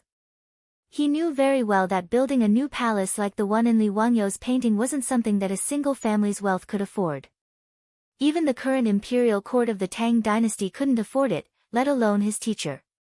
In his opinion, such a huge project couldn't be completed without at least a few decades. How could Li Wangyu afford it? Li Wangyu was very calm in the face of everyone's doubts. Your Majesty, I am confident that I can build the Daming Palace. It won't take too long, just 1 year. Hiss. Li Wangyu's words caused everyone in Taiji Palace to gasp. Those who were close to Li Wangyu all had worried expressions, while the aristocratic family officials all had joyous expressions after recovering from their shock. Your Highness Duke of Qin, you can't speak carelessly. There are no joking words in the palace. Your Majesty, since the Duke of Qin is so certain, why don't your Majesty fulfill his filial piety? After the Daming Palace is built, the retired emperor will be able to move in and enjoy his remaining years. Your Majesty, I think His Highness Duke of Qin's words are reasonable. Your Majesty, please grant His Highness Duke of Qin's request. Since His Highness Duke of Qin can build the Daming Palace in 1 year without spending a single coin of the imperial court, why don't your Majesty fulfill His Highness' filial piety?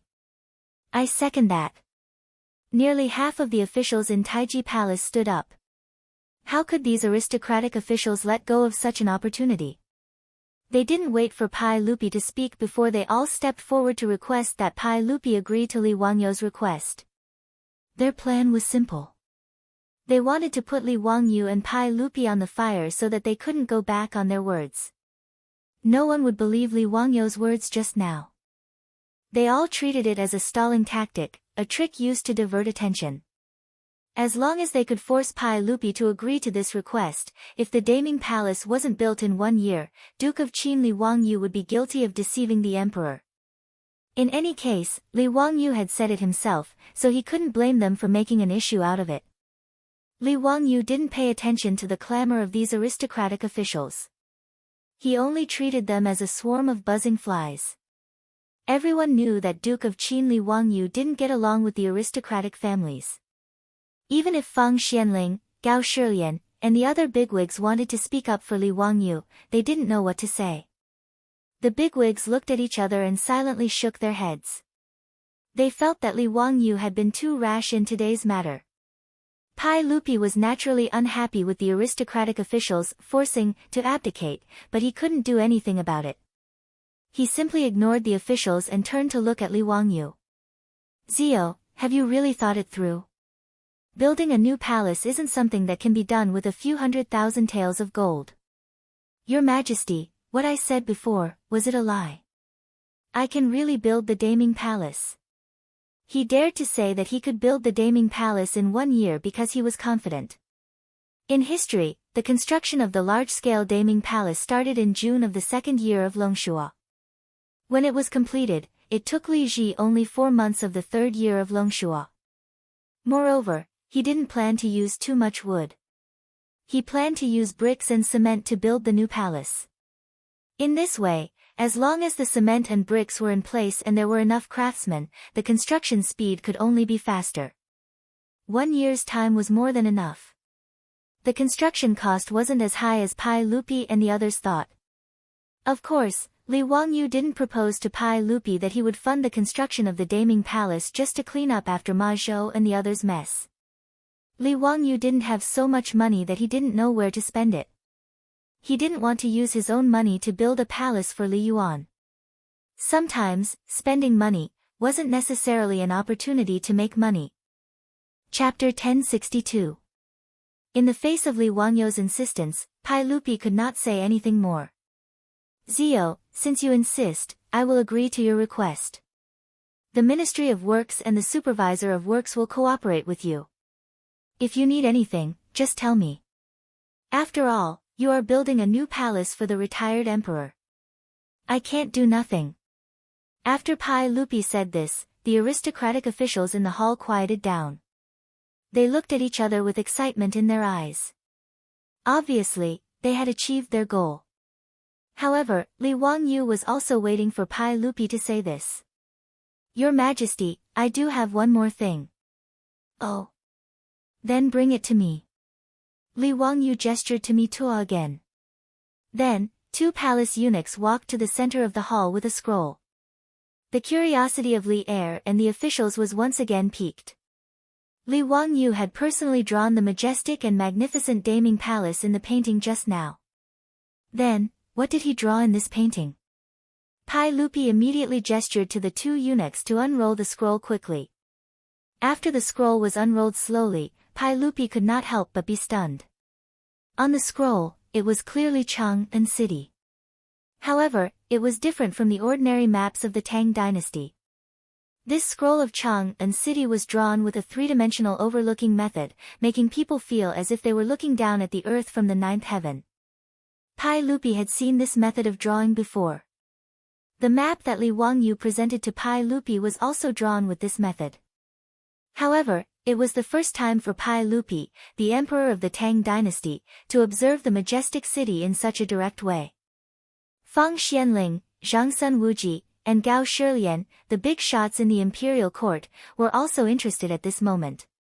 They walked to the front of the hall and carefully admired the overlooking map of Chang and city with Pai Lupi.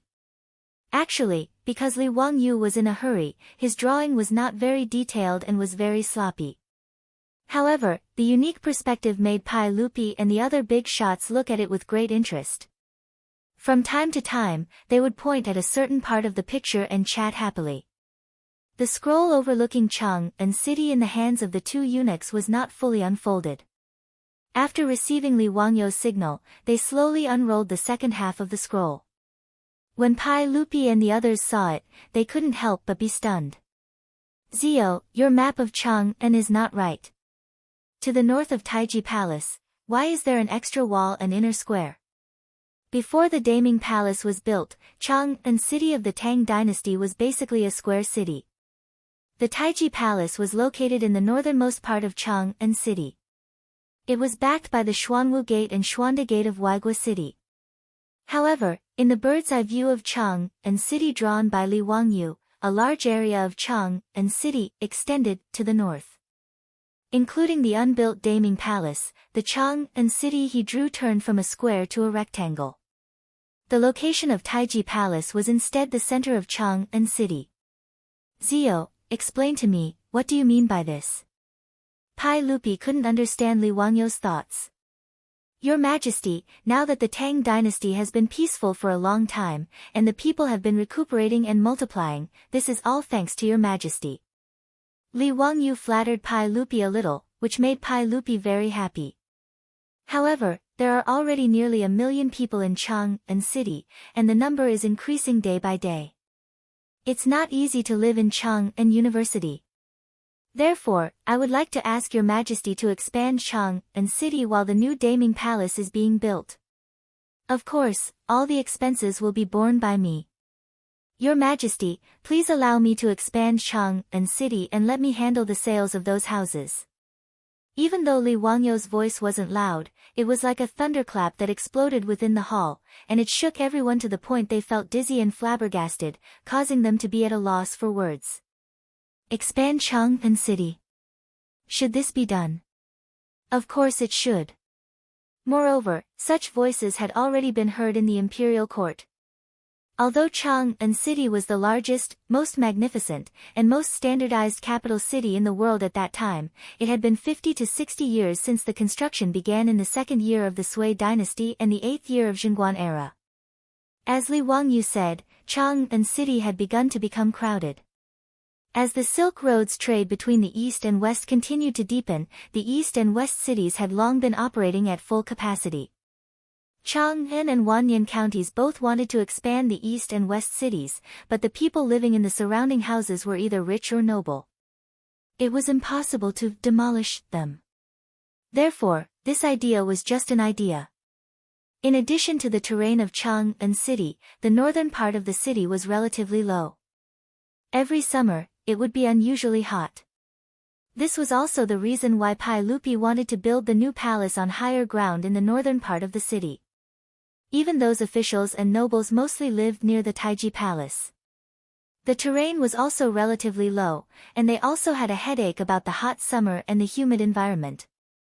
This was also one of the reasons why Li Wangyu lived in Dingzhou village for a long time and didn't want to return to his mansion in Kaihua Square. However, the cost of expanding Chang'an City was an unimaginable astronomical figure in everyone's eyes. It was several times larger than the construction of the Daming Palace. Pai Lupi was stunned for a long time before he said, "Zio, did you really think about what you said just now?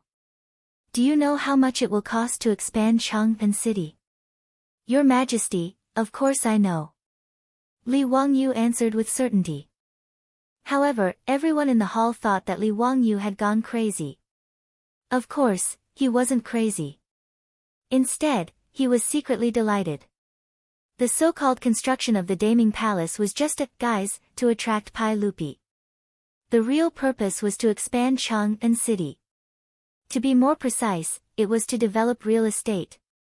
As he said before, real estate in the Tang dynasty was not worth much, but it was divided by location.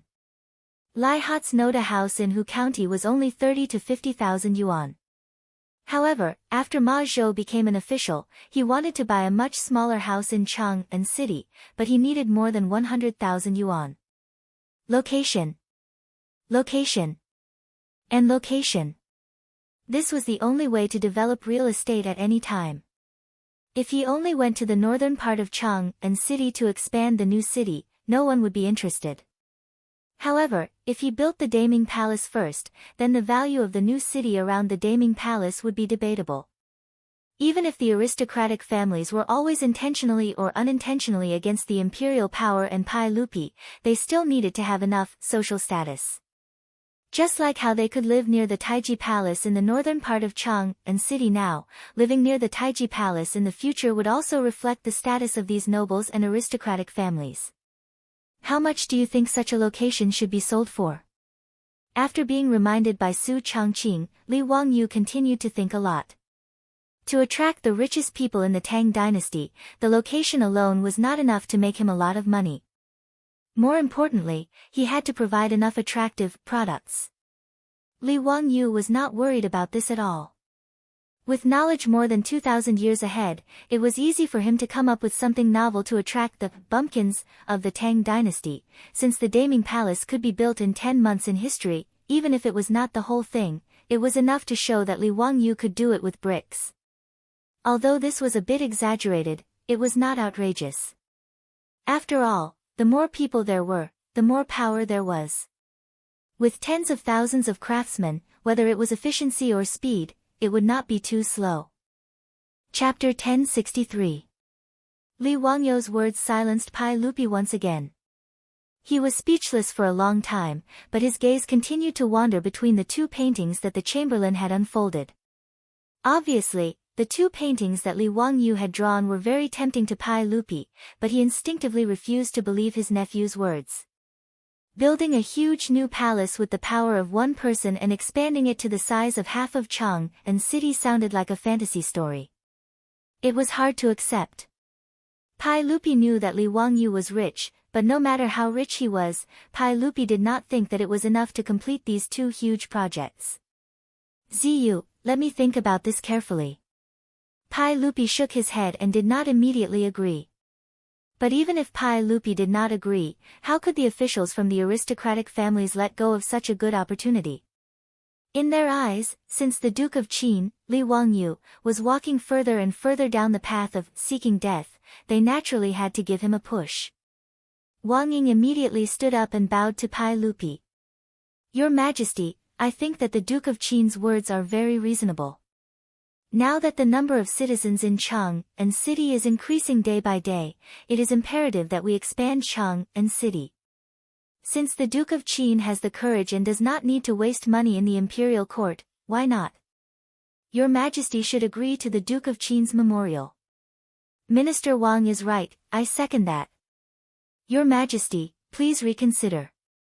This is beneficial to the citizens and the imperial court." Your Majesty, please agree to the Duke of Qin's memorial. A group of aristocratic family officials chimed in one after another, causing Li Er to hesitate for a moment. He was unhappy, but he could not refute the words of Wang Ying and the others. Pai Lupi once again looked at Li Wangyu. Li Wangyu smiled and nodded slightly, indicating that this was exactly what he was thinking. Seeing that Li Wangyu was so confident, Pai Lupi had no choice but to follow the will of the people and agree to Li Wangyu. Good. In that case, I will agree to the Duke of Qin's memorial.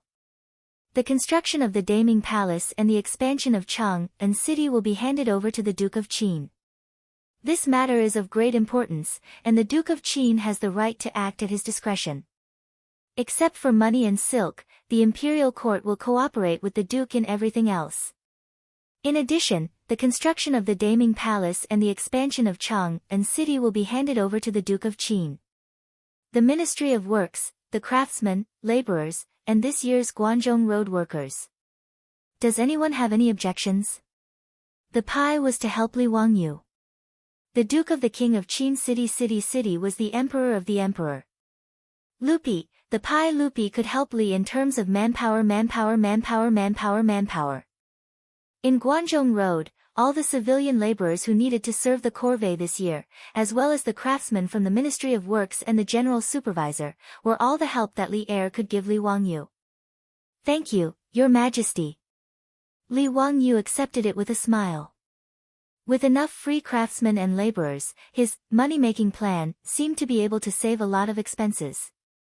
Your Majesty, I will bear all the expenses for the construction of the Daming Palace and the expansion of Chang'an City.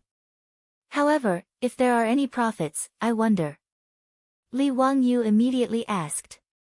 Once the expansion of half of Chang'an City was completed, the profits would be unimaginable. Li Wangyu had to confirm this first. Otherwise, if someone took the peach in the future, wouldn't his efforts be in vain? However, whether it was Pai Lupi or Fang Xianling, they didn't think that the expansion of Chang'an City would be profitable. Therefore, after hearing his words, they couldn't help but shake their heads and smile bitterly. Pai Lupi was also helpless. He shook his head and sighed. If Zio is capable and can make profits from it, it will all belong to the mansion of the King of Qin. I and the imperial court won't take a single cent. Wang Ying and other aristocratic officials also looked at him as if he were a fool. They smiled but didn't say anything. In their opinion, not to mention how much money it would cost to build the Daming Palace, the cost of the expansion of half of Chang'an City and the construction of the outer city walls would be enough to empty the mansion of the King of Qin. It would be a fool's dream to think that he could make profits from it. In fact, their calculation was not wrong. In history, it took the Northern Song dynasty 3 years to build the new capital, Bianliang, which was Kaifeng. The city walls were more than 50 miles long and more than 300,000 laborers were recruited. Then, how many laborers would it take to expand half of Chang'an City? Even if the laborers were recruited by the imperial court and didn't need to be paid, there were so many laborers that they had to be fed, right? With so many people, the daily cost of food and drink alone would be a huge figure. Naturally, they were happy to see that Li Wangyu was willing to spend all his money on such a thankless task. Moreover, they didn't believe that Li Wangyu had enough money to build the Daming Palace in Noda within a year. Both sides had their own ideas, but they tacitly agreed on such a big matter at the imperial court meeting. Pai Lupi issued an imperial edict that the construction of the new palace and the expansion of Chang'an City would be handed over to Li Wangyu. Li Wangyu was very satisfied with the result. After the imperial court meeting, he declined the invitation of Fang Xianling, Gao Shilian, and other big shots to stay. He directly led his several disciples back to Dingzhou village. Along the way, Ma Zhou and the others kept silent, but they looked miserable. Ma Zhou, especially, was full of regret. In their opinion, Li Wangyu did this to clean up the mess for them. But how could the disciples not be worried when they had to pay such a big price? Li Wangyu ignored Ma Zhou and the others. After returning to Dingzhou village, he immediately found Su Changqing to report the good news. Changqing, it's done. His Majesty has handed over the construction of the Daming Palace and the expansion of Chang'an City to our family. Li Wangyu laughed and picked up his son and daughter. He spun a few rounds excitedly. Ah Ji, Badger, your father is going to make money for you again. You two little fellows are really too lucky. You're born as the second generation of a rich family. Are you happy? Li Wangyu's behavior made Ma Zhou and the others look at each other. They didn't understand what was wrong with their teacher. Although they didn't understand the term rich second generation, they roughly understood the meaning of Li Wangyu's words. What did he mean by making money again? Could it be that there were profits to be made? Ma Zhou hesitated for a while. In the end, he plucked up his courage and asked, Teacher, what did you mean by what you said earlier? Li Wangyu ignored him, minding his own business as he played with his son and daughter. It was Su Changqing who saw the ashamed looks on Ma Zhou and the others' faces and couldn't bear it, so he spoke up and revealed her and Li Wangyu's plan. After understanding Su Changqing's words, Ma Zhou, Yan Liben, and the others looked as if they had seen a ghost. They looked at Li Wangyu who was playing with his son and daughter in disbelief. They would never have thought that their teacher would make use of this to make profits, while Ma Zhou and the others were dumbfounded. The old butler, Li Heng, hurried over. Lang Jun, His Majesty, and the other officials are here. All right, this chapter is definitely lousy to the extreme. Allow me to adjust my state of mind. Chapter 1064. Time flew by. In the blink of an eye, the end of the 7th year of Zhengguan had arrived. On the 26th day of the 12th lunar month, the imperial court had already begun the New Year's Eve holiday. All the officials of the government offices stopped their work and prepared to go home for the new year. However, the citizens of Chang'an, who had always loved to gossip, keenly noticed that something big was about to happen in Chang'an, and after the morning drum sounded and the gates opened. The citizens who lived in the squares near the eastern and western markets found that the wealthy merchants and barbarian merchants had all put on new clothes and were heading for the gates in the northern part of the city. The nobles and officials who lived in the northern part of the city did the same. They were escorted by their guards and headed for the 9 gates in the northern part of the city. The 9 gates in the northern part of Chang'an had been closed for half a year. Everyone knew that Prince Qin was building the Daming Palace and expanding the city outside the 9 gates in the northern part of Chang'an. Therefore, the citizens of Chang'an were gossiping again when these rich and powerful people swarmed to the northern part of the city. Unlike the officials in the imperial court, the citizens did not worry about whether Li Wangyu had enough money to complete these 2 projects. They were more interested in discussing how much money the Prince of Qin's mansion had, whether it was as rich as a country, and whether the imperial court's treasury or the Prince of Qin's mansion's treasury had more gold. The northern part of Chang'an had become a huge construction site. Hundreds of thousands of workers and craftsmen from Guanzhong Road were busy there every day. 4-wheeled carriages were like ants, transporting all kinds of wood, stone, bricks, and other building materials from all over the Tang dynasty to the northern part of Chang'an. After half a year of construction, the Daming Palace had begun to take shape. At this moment, the nobles and officials of Chang'an, as well as the wealthy merchants and Persian barbarian merchants, had gathered outside the thick vermilion walls of the Daming Palace. The officials in the imperial court had different statuses, so they naturally crowded together with the merchants and barbarian merchants and whispered to each other. Everyone, why did His Majesty summon us here today? Yes, it would be fine if it was just the officials in the imperial court. But why are these merchants and barbarian merchants here? His Majesty is too lenient towards these merchants. At this moment, the merchants were also gathered together and whispering to each other. Duke Cho, I wonder why the Duke of Qin has summoned us here today. Please enlighten us, Master Cho. The one who was clustered in the middle of the merchants was Cho Yuanliang, the head of the Cho family in Chang'an. Everyone knew that the Chiu clan had a close relationship with the Duke of Qin's manor. Moreover, with the help of the King of Qin, the Chiu family's business grew bigger and bigger. Now, the Chiu family was in the limelight in the east and west of Chang'an city. Cho Yuanliang was even more respected by the merchants. Because of his relationship with Li Wangyu, even the court officials had to politely address him as Duke Cho when they saw him. He stroked his beard and smiled, but he didn't answer. Instead, he kept them in suspense. Everyone, it's not a bad thing that the Duke of Qin invited us here. As for the specifics, please don't be impatient. You will know in a while. Seeing that Chou Yuanliang refused to say, the merchants were even more curious. But judging from his attitude, it shouldn't be a bad thing. Therefore, even if they were suspicious, these merchants didn't dwell on it. Instead, they began to admire the brand new Daming Palace in front of them. Although the construction of the Daming Palace had yet to be completed, just the towering and thick vermilion palace walls and palace gates in front of everyone was already enough to show the imperial bearing of the Great Tang. Everyone could not help but yearn for the magnificent sight behind the palace gates. Now that half a year had passed, even the ordinary people in Chang'an could already see the new palace named Daming Palace in the north of the city when they looked up. A towering and huge building was constantly growing taller and taller every day. Naturally, they didn't know that the majestic building was the core of the Daming Palace. It was the Yin and Yang Hall designed by Li Wangyu, Pai Lupi's bedroom.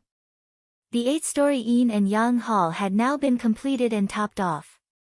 The glittering top of the hall shone brightly under the sunlight every day, showing the noble and inviolable majesty of the imperial power to the world. At this time, Pai Lupi and Li Wangyu were standing on the gate of the Daming Palace, looking down at the crowd below. Zio, is your plan really okay? In order to support you, I have emptied the palace treasury. If those shops cannot be sold, then my palace treasury will be so empty that rats can run away. Li Wangyu silently rolled his eyes and complained in his heart. He really wanted to say to Pai Lupi, if His Majesty didn't believe me, why did he force me to have a share in the first place? Can I refund you the money now? Damn it, what do you mean by supporting me? Back then, it was this bastard who led a group of dukes to his residence and insisted on investing in his company, alright? Thinking of this, Li Wangyu couldn't help but feel heartache. The shares that were given out were all money. That day, when Li Wangyu had just returned to his mansion, the old housekeeper Li Heng came to inform him that Pai Lupi had led a group of officials to visit. Although Pai Lupi couldn't figure out what Li Wangyu wanted to do, combined with the many things that Li Wangyu had done in the past, his intuition told him that this matter was definitely not that simple. Therefore, after the court, Pai Lupi found Fang Xianling, Zhang Sun Wuji, and the others for a discussion. After a fruitless discussion, they directly went to Dingzhou village, ready to clarify things in person. Of course, Li Wangyu was unwilling to explain his little abacus, but he couldn't resist the threats and promises of Pai Lupi and the other officials. In the end, he had no choice but to reveal his and Su Changqing's real estate development plan.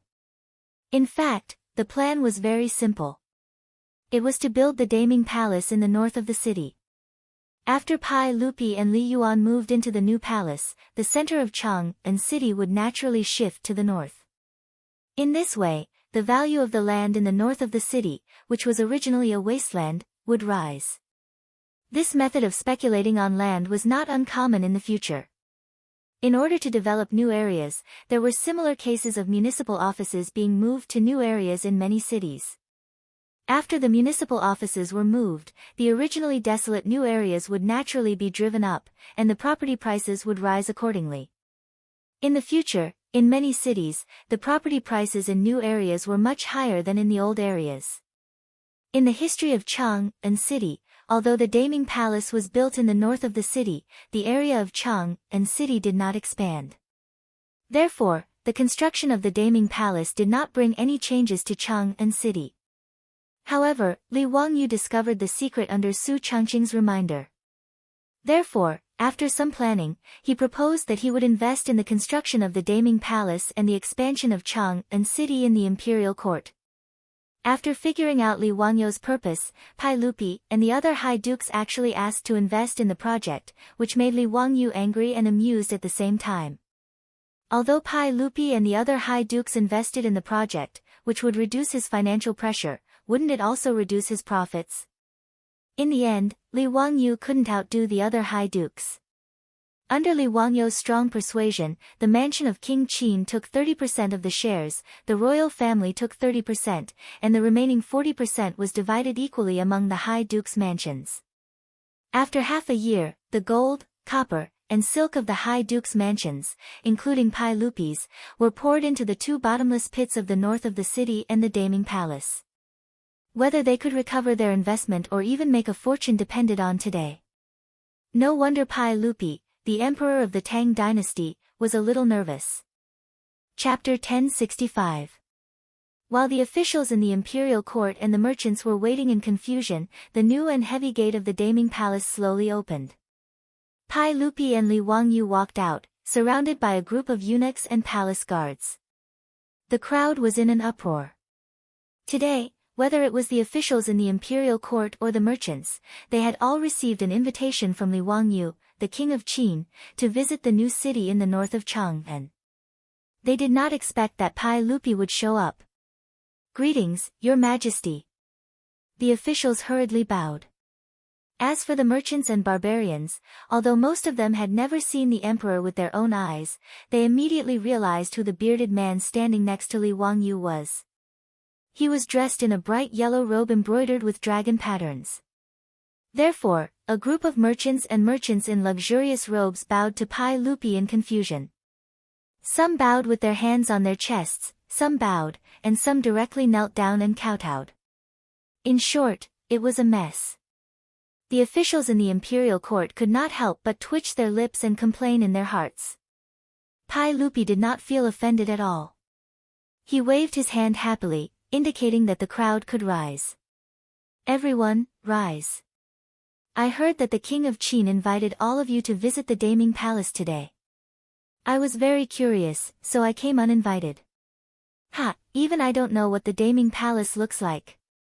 How about all of you come with me today?" Li Wangyou laughed in his heart. Pai Lupi was simply lying through his teeth. Since the Daming Palace was opened, Pai Lupi wished that he could go 8 times a day. How could he not know what the new palace looked like? However, seeing that Pai Lupi, the emperor of the Tang dynasty, was trying so hard to be a support, Li Wangyou just pretended that he did not hear anything. Pai Lupi's words caused an uproar among the crowd. The officials were not surprised, but the merchants were all excited. Although the Tang dynasty was open, the status of merchants was not high. In fact, they were very lowly. But now, these mediocre businessmen could actually enter the new palace with His Majesty, the Supreme Emperor of the Tang dynasty. It was a great honor. Some of the older merchants were so excited that they almost fainted. After a while of chaos, Li Wangyou stood up with a smile and said, "Your Majesty, everyone, why don't we enter the new palace first? This subject is also very fearful. I don't know if the new palace can satisfy your Majesty." Pai Lupi laughed, "Very good. We are also looking forward to it. Since that's the case, Zio, lead the way." Li Wangyou smiled and nodded. He gestured to Pai Lupi to follow him. Then, he turned around and walked toward the gate of the Great Ming Palace. The group of court officials and merchants all widened their eyes and craned their necks, impatiently following behind Li Wangyou and Pai Lupi. After everyone passed through the long corridor of the Great Ming Palace, their eyes suddenly opened up. When they saw the scene in front of them, everyone couldn't help but widen their eyes and open their mouths. Their faces were full of disbelief. This is really the Great Ming Palace? Magnificent! Magnificent! Hiss! Did Qin Huang move all the palaces in the world to the human world? Ever since the Great Ming Palace was built, the people of Chang'an always paid attention to it. Even the court officials were very curious about the painting that Qin Huang showed at the Taiji Palace that day. What would it look like when it was built? But no matter how they imagined it, when the Great Ming Palace was reflected in their eyes, they could only feel endless shock. Behind the gate of the Great Ming Palace, what appeared in front of them was a huge and wide square. If it was just a square, it would be fine. Although the square in front of them was very wide, it was not enough to make them lose their composure. Most importantly, the bricks on the ground of this huge square were actually emitting a dazzling light under the sunlight. They were smooth, flat, and even had various colors on them. Looking from afar, there was a huge bright yellow dragon pattern embedded in the ground in the center of the square. More importantly, in this square, there were no cracks on the bricks under their feet. It was a complete piece. Many officials and merchants could not wait to squat down and reach out to touch the bricks on the ground. The floor tiles are so bright and clean, just like jade. But how could jade have so many colors? It's as bright as a mirror, crystal clear. I have lived my whole life, but I don't know what this is. How can there be no seams? Could it be that this is a complete piece of stone? Tao Ancestor above, I'm afraid only the Tao Ancestor can do this, right? Pai Lupi was very satisfied with the reaction of the officials. When he saw this square for the first time, his reaction was not much better than the others. Even Pai Lupi didn't know how Li Wangyu made this kind of stone, jade-like and glass-like bricks. Li Wangyu was even more satisfied with his own masterpiece. He had achieved his goal by being able to achieve this effect with the smallest price. According to the construction tradition of the Tang dynasty, most of the materials used to pave the square were stones mined from the mountains and carefully polished by the craftsmen. To pave the huge square in front of him, just these stones alone cost a lot of time and effort. Li Wangyu naturally didn't want to do such a stupid thing, so he created the terrazzo building material thousands of years in advance. Using crushed stone, glass, quartz stone and other materials, mixing them into cement and bonding them into shape, then grinding and polishing the surface, it can be completed. Because of the low cost, the ease of construction, and other reasons, many Huaxia families in the 60s and 70s liked to pave terrazzo floors in their houses when they were renovating. The square in front of them was made by Li Wangyu's craftsmen. They poured cement on the spot, mixed with various colored stones, glass, and other materials, and polished them. And the effect was surprisingly good. The Tangs had never seen such a building material before, so they were naturally shocked. It had to be said that after adding a lot of glass into the terrazzo, under the reflection of the sun, the reflected light was really awe-inspiring. As for the price, it was extremely cheap. Compared to traditional craftsmanship, which required a lot of craftsmen to collect stones from the mountains to carve and process, the terrazzo was extremely cheap. This was also the reason why Li Wangyu didn't think it would cost so much to build a daeming palace. Of course, there were also disadvantages to using terrazzo. As time passed, the terrazzo would become stained and dull. Terrazzo used in the open would also be weathered and eroded. But these were not problems in Li Wangyu's eyes. Anyway, Pai Lupi had so many maids and servants in the palace. He just needed to order them to clean and polish the ground daily.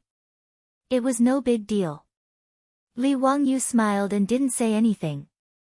He waited for the crowd to finish their exclamations before he called them to go inside the daeming palace. Turning his head to look at the court officials and merchants behind him, Li Wangyu couldn't help but feel happy. He felt that he should prepare a small flag to hold in his hand and give each of them a little Red Riding Hood. Then, they could go on a tour together. Walking in the daeming palace, Li Wangyu couldn't help but be a little distracted. Perhaps thousands of years later, if the daeming palace could be saved from the flames of war, there would really be tour guides leading tourists here. Come, members, please look here. This is the famous daeming palace of the Tang dynasty. After more than 1,000 years, it still stands in the land of Huaxia, showing us the glory of the Tang dynasty.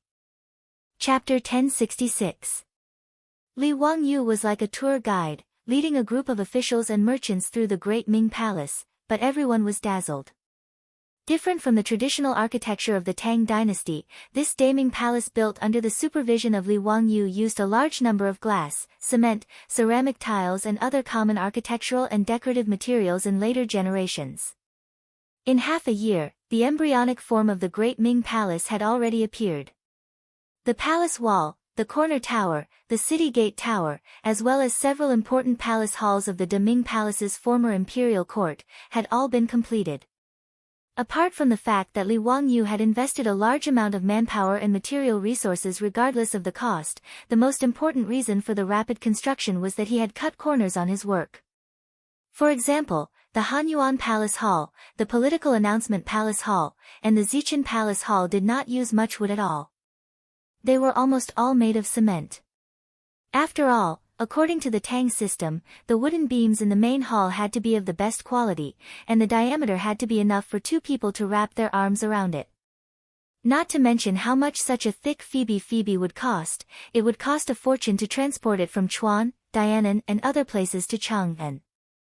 Li Wangyu directly omitted it and changed it to a concrete beam. Of course, with the current production of steel in the Tang dynasty, the steel bars in the concrete were out of the question. If the entire Daming Palace was built with reinforced concrete, the cost would not be any cheaper than transporting wood. Of course, there must be tendons and bones in the cement. Otherwise, the strength of bending would not be guaranteed, and the house built would be equivalent to a tofu dregs project.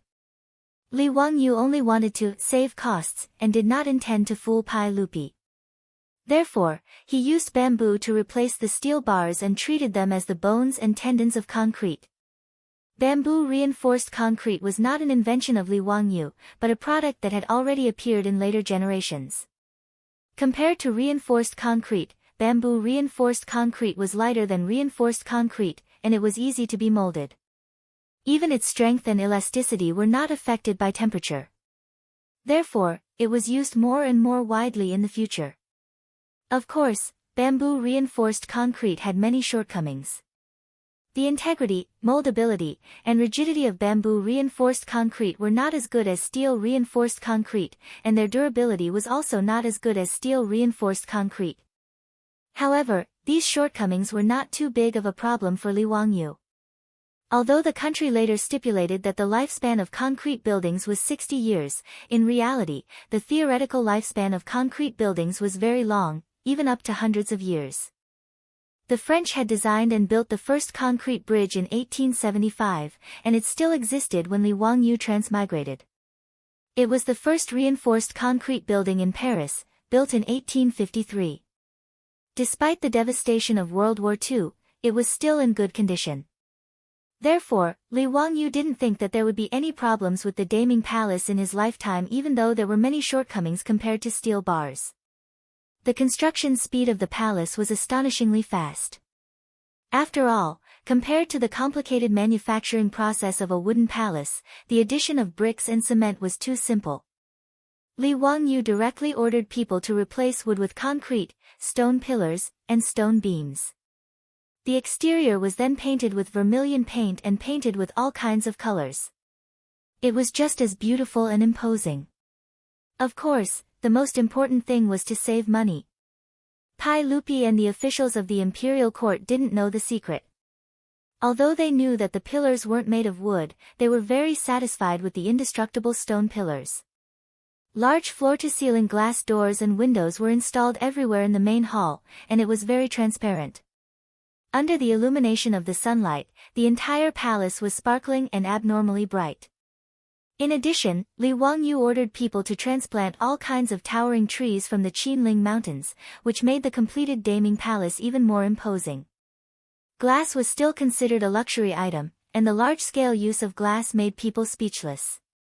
In traditional Chinese palaces, the deeper the palace, the more problematic the lighting was. In an era without glass, the bigger the palace, the darker and more humid it would be. Even if the sun was scorching outside, the palace still needed to be lit up with many candles. In addition, the palace was made of wood. After a long time, it would inevitably emit a rotting smell. This was one of the reasons why the emperors were used to building palaces. However, the Daming Palace built by Li Wangyu didn't have any of these problems. Even Pai Lupi was very tempted after seeing the palace of the previous dynasty.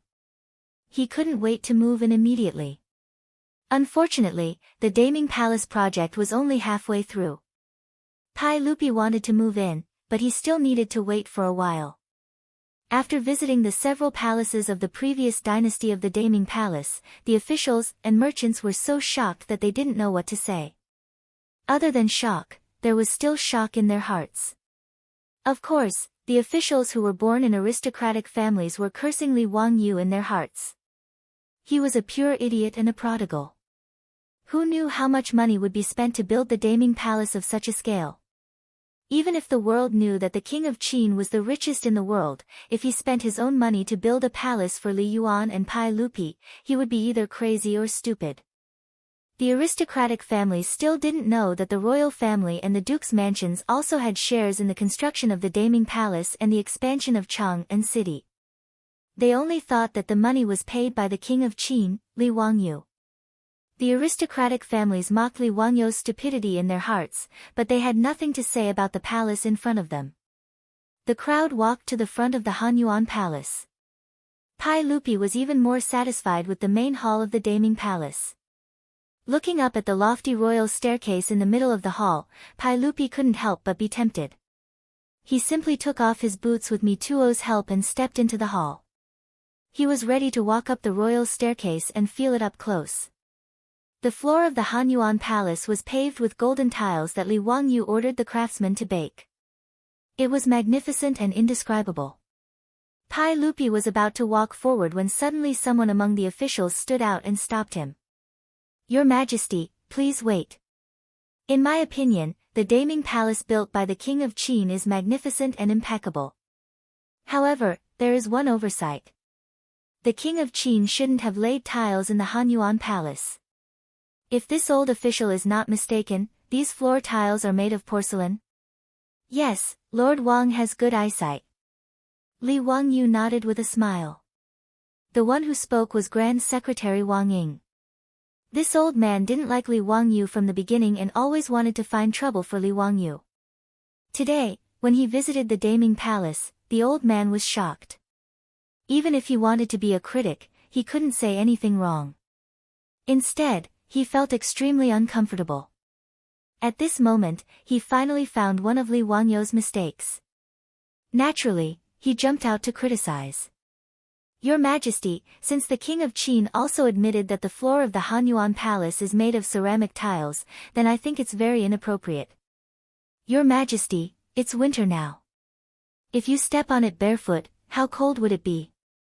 When the Hanyuan Palace is put into use in the future, won't the officials have to sit on these bone-chilling tiles to attend court in the winter? Your Majesty, I'm afraid this is inappropriate." Wang Ying's words stunned Pai Lupi and the other officials. Then, they turned their heads to look inside the palace with a strange expression. They couldn't help but nod, feeling that the old man's words were reasonable. According to the custom of the Tang dynasty, one had to remove one's shoes and socks when entering the palace. When attending court, the officials would kneel in the palace. Therefore, including the Taiji Palace, the floor of the palace was all made of wood. Even in the winter, due to the insulation of the wood, one wouldn't feel too cold even if one stepped on it barefoot. However, if it was bricks, then it was different. Pai Lupi couldn't help but frown. He turned his head to look at Li Wangyu. "Zio, have you considered this?" Although Pai Lupi had some understanding of the progress of the construction of the Daming Palace, he wasn't clear about the specific details. As the emperor, he naturally didn't care about small things like what kind of floor was laid in the Hanyuan Palace. When Li Wangyu heard this, he smiled. "Your Majesty, everyone, how about we ask Your Majesty and everyone to find out?" Chapter 1067.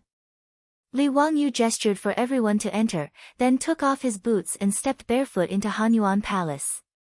In the minds of Pai Lupi and the others, stepping barefoot on the floor in the dead of winter was probably not a comfortable thing. However, Li Wangyu's expression showed no signs of discomfort. On the contrary, he appeared to be enjoying himself. Pretending to be mysterious. Tai Changqing Wang Ying muttered in a low voice. However, he still took off his boots, preparing to personally examine them so that he could refute Li Wangyu. Everyone, including Pai Lupi, stepped into Hanyuan Palace one after another. In the next moment, everyone's faces were filled with astonishment. Quite a few impatient people even squatted down and stretched out their hands to touch the sparkling golden floor tiles, ignoring the fact that the monarch had failed to reprimand them. "My Dao ancestor above, why are these floor tiles so hot? These floor tiles are actually as warm as jade. What's going on?" Tai Changqing Wang Ying was even more dumbfounded. The warm sensation coming from the soles of his feet made him swallow back all his words. Li Wangyu cast a glance at him, the corners of his mouth quirking. How is it, Duke Wang? Do you think these floor tiles will satisfy Duke Wang? If Duke Wang still feels that the cold is bone-piercing, then I can only recommend Duke Wang to the Shangyao Bureau to have your bones examined by Lu Fengyu.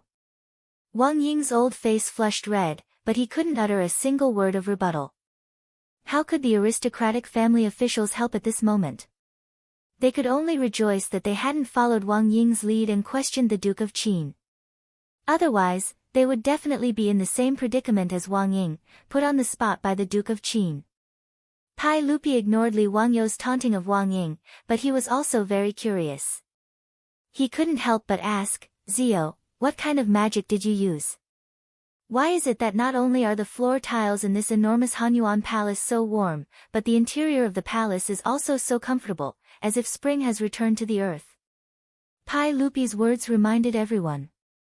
Only now did they notice that besides the floor tiles being as warm as jade, the temperature inside the hall was not as cold as outside. Everyone was wearing thick winter coats and furs. They even felt that their bodies were heating up in the hall. They wished that they could take off a few of their coats to feel lighter. Li Wangyu laughed and took off the thick fur coat on his body. Your Majesty, all of you, there is no need to wear such heavy clothing in the hall. The temperature in the hall is more than 10 degrees higher than the outside. Even if you don't wear winter clothes, you won't feel cold. Ever since Li Wangyu started teaching at the Royal Academy and invented the thermometer, the concept of temperature had been understood and accepted by everyone. Under the care of Mito, Pai Lupi also took off his thick winter coat and stretched his limbs. Ziyu, don't keep me in suspense. Quickly tell me, why is Hanyuan Palace so warm? We don't see any braziers in the hall, nor is there any smoke or fire. How did you do it? During the Tang dynasty, people mainly relied on braziers and charcoal for warmth during the winter. The effect was not bad in a closed room, but the smell of smoke could not be avoided. Furthermore, for a palace as big as Hanyuan Palace, no matter how many braziers there were, it would not be warm. However, everyone could clearly see that the Hanyuan Palace in front of them did not have any braziers, nor was there any trace of smoke or fire. Li Wangyu lightly stomped on the floor tiles and explained with a smile, Your Majesty, when I was building the underground of Hanyuan Palace, I ordered the craftsmen to lay down many copper pipes. When winter comes, these copper pipes will be connected to the boilers and will continuously pour hot soup. This way, even if the outside wind is bone-chilling, the inside of the hall will be as warm as spring and there will not be any smoke or fire. I call it floor heating. To put it bluntly, it was the floor heating system of the later generations. The principle was not complicated. It used the heat radiation of hot water to heat the floor and the air in the hall. It was not a rare thing. However, during the Tang dynasty, this was an incredible invention. After listening to Li Wangyu's explanation, everyone, including Pai Lupi, squatted down and used their hands to feel the temperature of the floor. They looked like curious babies. Li Wangyu could not help but roll his eyes. Your Majesty, it is not only Hanyuan Palace that has floor heating. I have also arranged floor heating in several halls of the previous dynasty, as well as the future chambers of the harem, to ensure that Your Majesty will not be disturbed by the cold during the winter. Good. Good. Ha, I am now looking forward to the completion of Daming Palace as soon as possible so that I can move into the new palace with the retired emperor and Her Majesty the Empress. After staying in the warm Hanyuan Palace for half a day, Pai Lupi did not want to go out again. Pai Lupi rolled his eyes again and silently gave Pai Lupi a look to remind him not to forget today's business. As the emperor of the Tang dynasty, if he wanted to move into Daming Palace as soon as possible, it would depend on whether today's plan would succeed. Li Wangyu and Pai Lupi invited the officials of the imperial court, the rich merchants in Chang'an, and the Persian merchants to Daming Palace today not to show off, but to make money. To put it bluntly, this included Li Wangyu and Pai Lupi, as well as the dukes who had invested. Now that they had no money, to expand half of Chang'an and the Daming Palace in Noda, even if Li Wangyu repeatedly cut corners, it would still cost a lot. Just expanding the walls of Chang'an alone would cost a lot, not to mention the building of the previous dynasty of Daming Palace. If they wanted to continue building the harem of Daming Palace, then sorry, the landlord did not have any extra money. In the end, he and Pai Lupi invited everyone to visit the previous dynasty of Daming Palace to sell the house to get money back. Pai Lupi understood Li Wangyou's hint and could not help blushing. But he still coughed softly and asked, Zio, you really deserve to be the core disciple of Taoist ancestor in the mortal world. I am very satisfied with Daming Palace. But that day in the imperial court, you promised me and the officials that you would not only build Daming Palace but also expand half of Chang'an. How is the new city in the north of the city now? Following Pai Lupi's words, Feng Xianling also stood up and said, Your Majesty, you are absolutely right. After this old subject has seen the great Ming Palace, I also admire it greatly. Zio, I wonder if you can sell me a mansion after the expansion in the north of the city? Now my mansion is next to Taiji Palace. It is humid in summer and cold in winter. It is really not a good place to live. Since your Majesty will move to Daming Palace in the future, I also want to move to the new city to accompany your Majesty. Feng Xuanling's words made everyone's heart skip a beat. But as he said, even Pai Lupi felt that Taiji Palace was not a good place to live, let alone these officials and businessmen. But they had no choice, so they could only choose to live in the square near Taiji Palace in the north of the city. After all, it was not only a symbol of identity, but also a reflection of status. If Pai Lupi moved to Daming Palace in the north of the city in the future, they would continue to live in the square where they originally lived. If they moved to Daming Palace in the north of the city, it would be better. Li Wangyu secretly gave them a thumbs up. They were really experienced actors. Their acting skills were really good. If there was an Oscar in the Tang dynasty, including Pai Lupi, they should be awarded the Best Actor Oscar. After the two agents spoke, Li Wangyu immediately said with a smile, Your Majesty, Mr. Feng, now the outer wall of the new city in the north of the city has been completed. The roads and walls in the city have also been built. If Mr. Feng is interested in moving to the new city, there will be no problem. But in the new city, I will not sell land, but mansions directly. I wonder if Mr. Feng is interested. Oh. What do you mean? Tell us, Zio. Feng Xianling twisted his beard and asked with a smile. It was not that there was no real estate business in the Tang dynasty, but except for buying second-hand old mansions, under normal circumstances, after buying land, they would hire craftsmen to build their own mansions.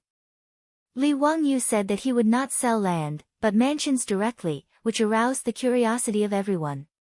They could not help but stretch their ears, wanting to hear how he would explain. Chapter 1068. Li Wangyu cleared his throat and smiled at the crowd. It was a very professional smile. Gentlemen, the new city in the north of Chang'an is completely different. Li Wangyu snapped his fingers and several servants immediately carried a huge sand table. On the sand table, there was a model of the new city in the north of Chang'an, including the Daming Palace. Everyone, including Li Erzai, immediately gathered around the sand table and carefully looked at the sand table with shining eyes. Your Majesty, gentlemen, this is what the new city in the north of Chang'an will look like after it is completed. Li Wangyu took out a slender wooden stick from nowhere and began to explain the new city in the north of Chang'an like a saleswoman in the future. As you can see, this is the Daming Palace under construction. In the future, the Daming Palace will be the core of the new city in the north of the city. In history, the Daming Palace was located in the Dragon Head Plain in the north of Chang'an. The Dragon Head Plain was a mountain that symbolized the dragon vein. It was 60 miles north from Fanchuan in the southwest of Chang'an. Because of the high terrain, it was called the Dragon Head Plain. However, Li Wangyu made a slight adjustment. It was changed from the dragon head to the dragon belly and became the center of the north of the new city in the north of Chang'an. It was facing the Taiji Palace in the south. His purpose was very simple. Naturally, he wanted to increase the land price of the new city in the north of the city near the Daming Palace. If the Daming Palace was located in a corner, it would not be able to maximize its value. Of course, when Li Wangyu first proposed this plan, many people opposed it. Because from the perspective of feng shui, the Dragon Head Plain was the terrain of 6 lines in the Book of Changes. Building a new palace here followed the rules of etiquette. However, Li Wangyu was too lazy to care about this. With his relationship with Yuan Tiangang and his glib tongue, he easily settled this little trouble and made Pai Lupi agree to build the Daming Palace in the center of the new city in the north of Chang'an. Gentlemen, please take a look. Not only are there no dirty and smelly drainage canals on both sides of the road in Chang'an City, but the entire road is planted with towering trees and flowers. There are also pavilions on both sides of the road for pedestrians to rest. Sirs, take a look at the streets of the new city. Not only are all the streets paved with mirage mud, there are also street lamps on both sides of the streets to provide illumination at night. Even on a moonless and windy night, you can still see the streets clearly without a lantern. Fang Xianling looked interested and asked, Zio, there are no canals on both sides of the roads in the new city. If it rains, won't the roads be flooded? That's not true. Master Fang, underneath the new city's roads, as well as inside the various alleys, there are already sewage pipes. No matter how heavy the rain is, I can guarantee that no matter if it is the houses or the houses, they will not be soaked by the dirty water. Furthermore, Li Wangyu looked around at everyone and said with a smile, it's not just the rain. You don't have to worry about the 5 grains reincarnation cycle in the various mansions in the new city. Those filthy things will all pass through the new city's underground sewage pipes and be disposed of outside the city. If all of you are here, you don't have to worry about the indecent things in the toilets. Hee, I'm not bragging. As long as all of you have seen the toilets in the new city's mansions, you will definitely think that the toilets in Chang'an City are unsightly and filthy. He looked at Pai Lupi again and bowed slightly, Your Majesty, I also ordered people to build all the toilets in the Daming Palace like this. Pai Lupi nodded slightly. He was naturally aware of this. Pai Lupi had long been envious of the toilets and the huge bathroom in Li Wangyu's mansion. He had specifically requested this from Li Wangyu for the construction of the Daming Palace. Li Wangyu looked at everyone again and said with a smile, Sirs, in order to make it easier for all of you to go to court, there are also toilets for the officials at the side of Hanyuan Hall. If all of you need it, you can try it now. Everyone could not help but look at each other when they heard this. They had seen people treat people to a meal, but they had never seen people invite people to go to the toilet. However, everyone was curious about what Li Wangyu said just now. After all, only a few officials had been to Li Wangyu's mansion of King Qin. However, all of them had heard about how incredible the toilets in King Qin's mansion were. The mirror-like ceramic tiles, the inconceivable toilet bowl, the delightful fragrance of incense. To the unbearably smelly toilets of the Great Tang, all of these were undoubtedly very attractive. However, the officials still wanted to save face. Even if they were tempted, no one was willing to be the first to try it. As for the merchants and barbarian merchants, they were not qualified to enter the palace or attend court. Today, they were inexplicably invited by the king of Qin to view the new palace. If they missed this opportunity, they did not know if they would have another chance to enter the Daming Palace in this lifetime. Therefore, they did not care so much and stepped out without hesitation. After apologizing to Pai Lupi and Li Wangyu, they were led to the toilets by the eunuchs. With these merchants taking the lead, the officials stammered and stepped out. After apologizing, they also went to visit the toilets. Li Wangyu and Pai Lupi secretly looked at each other and smiled. They were very satisfied with everyone's reaction. After bringing the officials and merchants to visit the toilets of Hanyuan Palace, Li Wangyu continued to say, Everyone, in addition to the new city's mansions, this type of toilets will be built together. It will also be like Hanyuan Palace, where floor heating will be installed. In addition, I don't know if you have noticed the copper pipes that come out of the toilets of Hanyuan Palace by themselves. Li Wangyu's words made everyone nod in agreement. They were full of excitement. Just now, they had also noticed that after using the toilets of Hanyuan Palace, the eunuchs led everyone to a row of copper pipes. Below each copper pipe was a pure white ceramic basin. In front of each copper pipe was a large clear mirror. Although everyone did not understand, they felt that it was indescribably expensive. After all, this kind of glass mirror was sold on the market today. Its value was not low. Even among the officials, many of them were embarrassingly short of money and could not afford it. The toilets of Hanyuan Palace were actually installed with many glass mirrors. How could they not be surprised? But what made them even more surprised was that after the eunuchs fiddled with the copper pipes, clear water came out of them by themselves. Under the eunuchs' instructions, everyone blankly washed their hands under the copper pipes. But they could not understand why these copper pipes would come out of the water by themselves. Many people even stubbornly believed that this was the magic that King Qin had used. Hearing Li Wangyu mention this again, everyone stretched their ears to listen. Everyone, I call these copper pipes tap water. This will also be the standard configuration for mansions in the new city. It is also because of this that the mansions in the new city cannot be built by the various families themselves. Therefore, all the mansions in the new city will be built together and sold.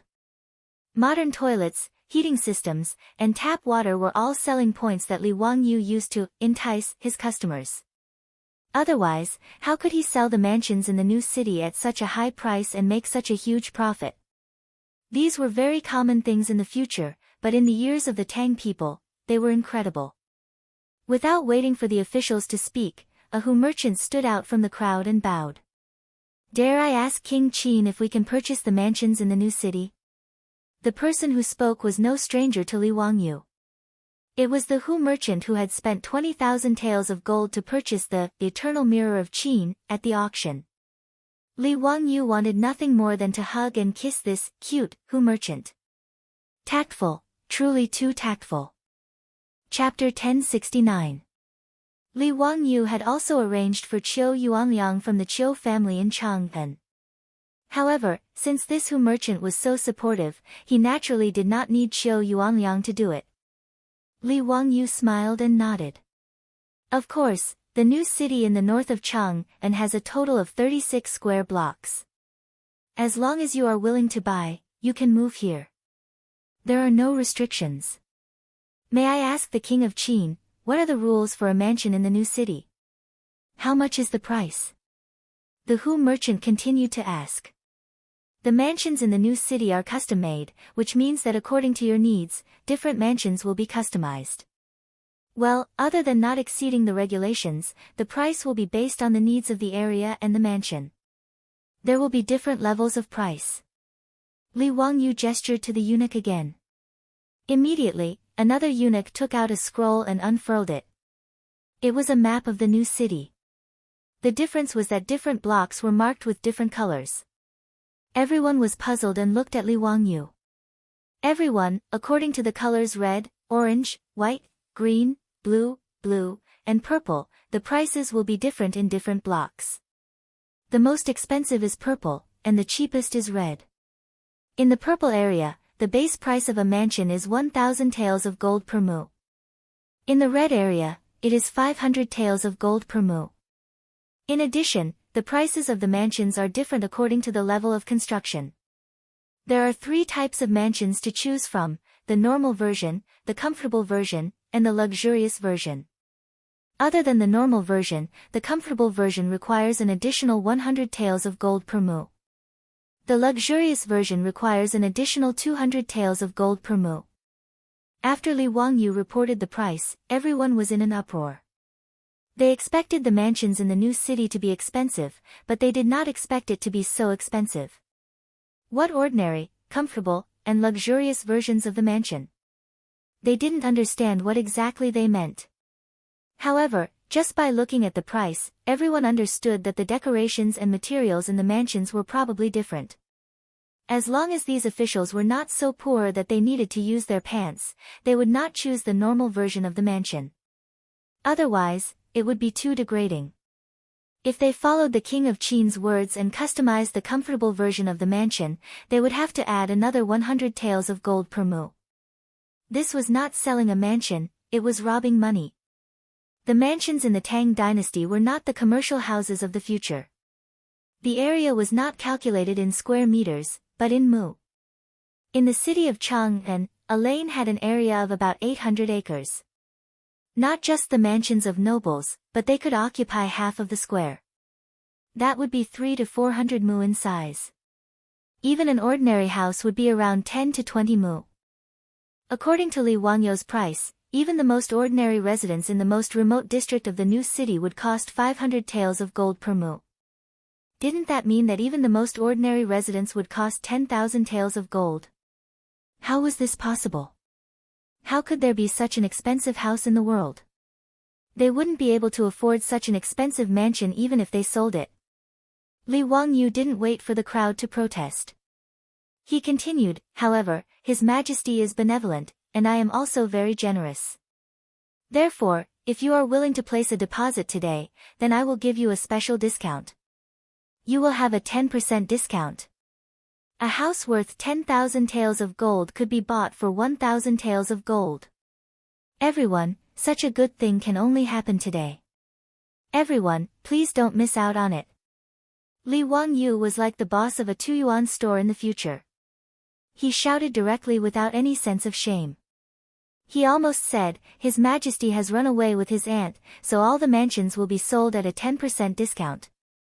If his words were heard by Su Changqing, he would probably cover his face with one hand and be too ashamed to face anyone.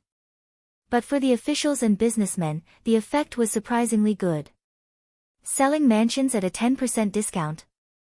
Compared with the original sky-high price of mansions in the new city, the crowd silently calculated in their hearts.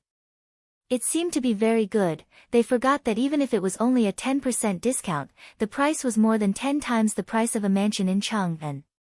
Pai Lupi and Li Wangyou, as well as Fang Xianling and the others in the line of officials, secretly looked at each other, their eyes full of smiles. Li Wangyou had demanded an exorbitant price. Naturally, it was impossible for him to accept it. In the world, except for the Beijing, Shanghai, Guangzhou and Shenzhen of the future, there was no such expensive house. The so-called original price was just a gimmick that Li Wangyou came up with to make the officials and businessmen accept the house price that was 10 times higher than the market price. However, although the crowd was tempted, no one stood out to say anything. After all, the current price was still painful for the crowd. They were all wondering whether it was worth it to spend such a high price to buy a mansion in the new city. Honorable Qin King, if possible, I would like to buy a mansion next to the Daming Palace. While the crowd was hesitating, the Hu merchant who had inquired before stood out again. He pointed to the most expensive mansion next to the Daming Palace, which was marked purple. He said, I would like to buy a mansion of 100 acres in size in this square. I would like to customize a luxurious mansion. Is that possible? When the officials saw this, their noses were almost crooked from anger. Damn, these Hu merchants were indeed rich. They actually wanted to buy the best location and the best mansion. Some people silently calculated in their hearts. According to Li Wangyou's price just now, the mansion that the Hu merchant wanted would cost 12,000 taels of gold, which was 76,000 strings of coins. Immediately, someone felt as if a jar of vinegar had been knocked over and stepped out to stop him. Your Majesty, I don't think this is appropriate. How can a merchant's mansion be placed outside the Daming Palace? This is against the rules of etiquette. Li Wangyou glared at him. Nonsense, what's against the rules of etiquette? Which law of the Tang dynasty says that merchants can't live in the square outside the palace? This. The official who spoke wanted to say that this was the rule, but for a long time, he didn't know how to argue. Originally, in Chang'an, the square in the north of the city on both sides of the Taiji Palace was where the officials lived. Most of the merchants lived near the east and west of the city. This was an unwritten rule. But if one really wanted to talk about it, the Tang dynasty really didn't have a law that said that merchants couldn't live in the square outside the palace. Pai Lupi also laughed. No matter, whether it's a merchant or an official, they are all my subjects. As long as they abide by the laws of the Tang dynasty, there's no harm in living in any square. Pai Lupi only wanted to laugh in his heart. If a mansion of 100 mu could be sold for more than 10,000 taels of gold, then how much could this new Chang'an city in Noda be sold for? Pai Lupi, who had long been dazzled by the copper coins, didn't care about the stupid rule of where merchants could live. As long as they were willing to spend money, then nothing was forbidden. Pai Lupi didn't care in the slightest whether the people living in the square outside the Daming Palace were merchants or officials. With Pai Lupi's endorsement, the merchants couldn't help but look at each other with excitement. Your Highness Duke of Qin, this one also wants to buy a mansion in the new city. Your Highness Duke of Qin, this one wants to buy a mansion of 80 mu in this square. Your Highness Duke of Qin, this one also wants to buy a mansion. The merchants of the Tang dynasty didn't lack gold and copper coins in their pockets at all. What they needed was status. Now that Pai Lupi had opened his mouth and allowed them to buy a mansion in the square outside the Daming Palace, what was there to hesitate about? For a moment, a group of wealthy merchants and barbarian merchants no longer cared about the price. They all spoke up and asked to buy a house in the square next to the Daming Palace. This group of merchants who didn't lack money all chose the most expensive square. Fang Xianling and the other dukes didn't seem to be in a hurry at all. They twirled their beards and smiled. Naturally, they didn't need to be in a hurry. As one of the shareholders, the group of dukes had already reserved the best land for their families to build a mansion in. However, the aristocratic families led by the 5 surnames and 7 hopes were anxious at this time. Although they disliked Li Wangyu for being too greedy and the price of a mansion in the new city too high, they couldn't remain silent when they saw the barbarians rush to buy. If these barbarians were allowed to seize the best square in the new city, the aristocratic families would lose all face. They couldn't let the merchants live next to the Taiji Palace after the new city was built, and the aristocratic families were pushed to the side, right? No matter how expensive a mansion in the new city was, they could only grit their teeth and accept it now. Wait, Duke of Qin, there must be a way to buy a mansion in the new city. How can we let these merchants do as they please? Grand Chancellor Wang Ying immediately stood up and acted as the representative of the aristocratic families. Li Wangyu didn't get angry and said with a grin, "You're right, Duke Wang. Then let's let you all choose first. After you're done, the merchants can choose." Although the merchants were dissatisfied, they had no choice but to nod in agreement. Although they were rich, their status and officials were far from that of the aristocratic families. Although they were dissatisfied, they didn't dare to act rashly. There were many officials in the imperial court who didn't have enough money, and there were even more who couldn't afford a mansion in the new city. Even if they wanted to buy one, most of them could only choose to live in the cheaper square in the new city. Therefore, even though Wang Ying had said so, in the end, other than the aristocratic families led by the 5 surnames and 7 hopes, most of the officials who were determined to move their mansions to the new city didn't choose the square near the Daming Palace. Even so, Pai Lupi's eyes grew brighter and brighter. In just a short while, 50 to 60% of the land in the new city of Chang'an had been reserved. He did a rough calculation, and even his breathing became heavy. The imperial treasury that seemed to be almost empty would immediately become plentiful. Moreover, it seemed that he would need to expand the treasury to store gold and copper coins, not to mention that Li Er's eyes were now filled with stars as he secretly calculated how much money he had earned. That old man, Wang Ying, stood out again.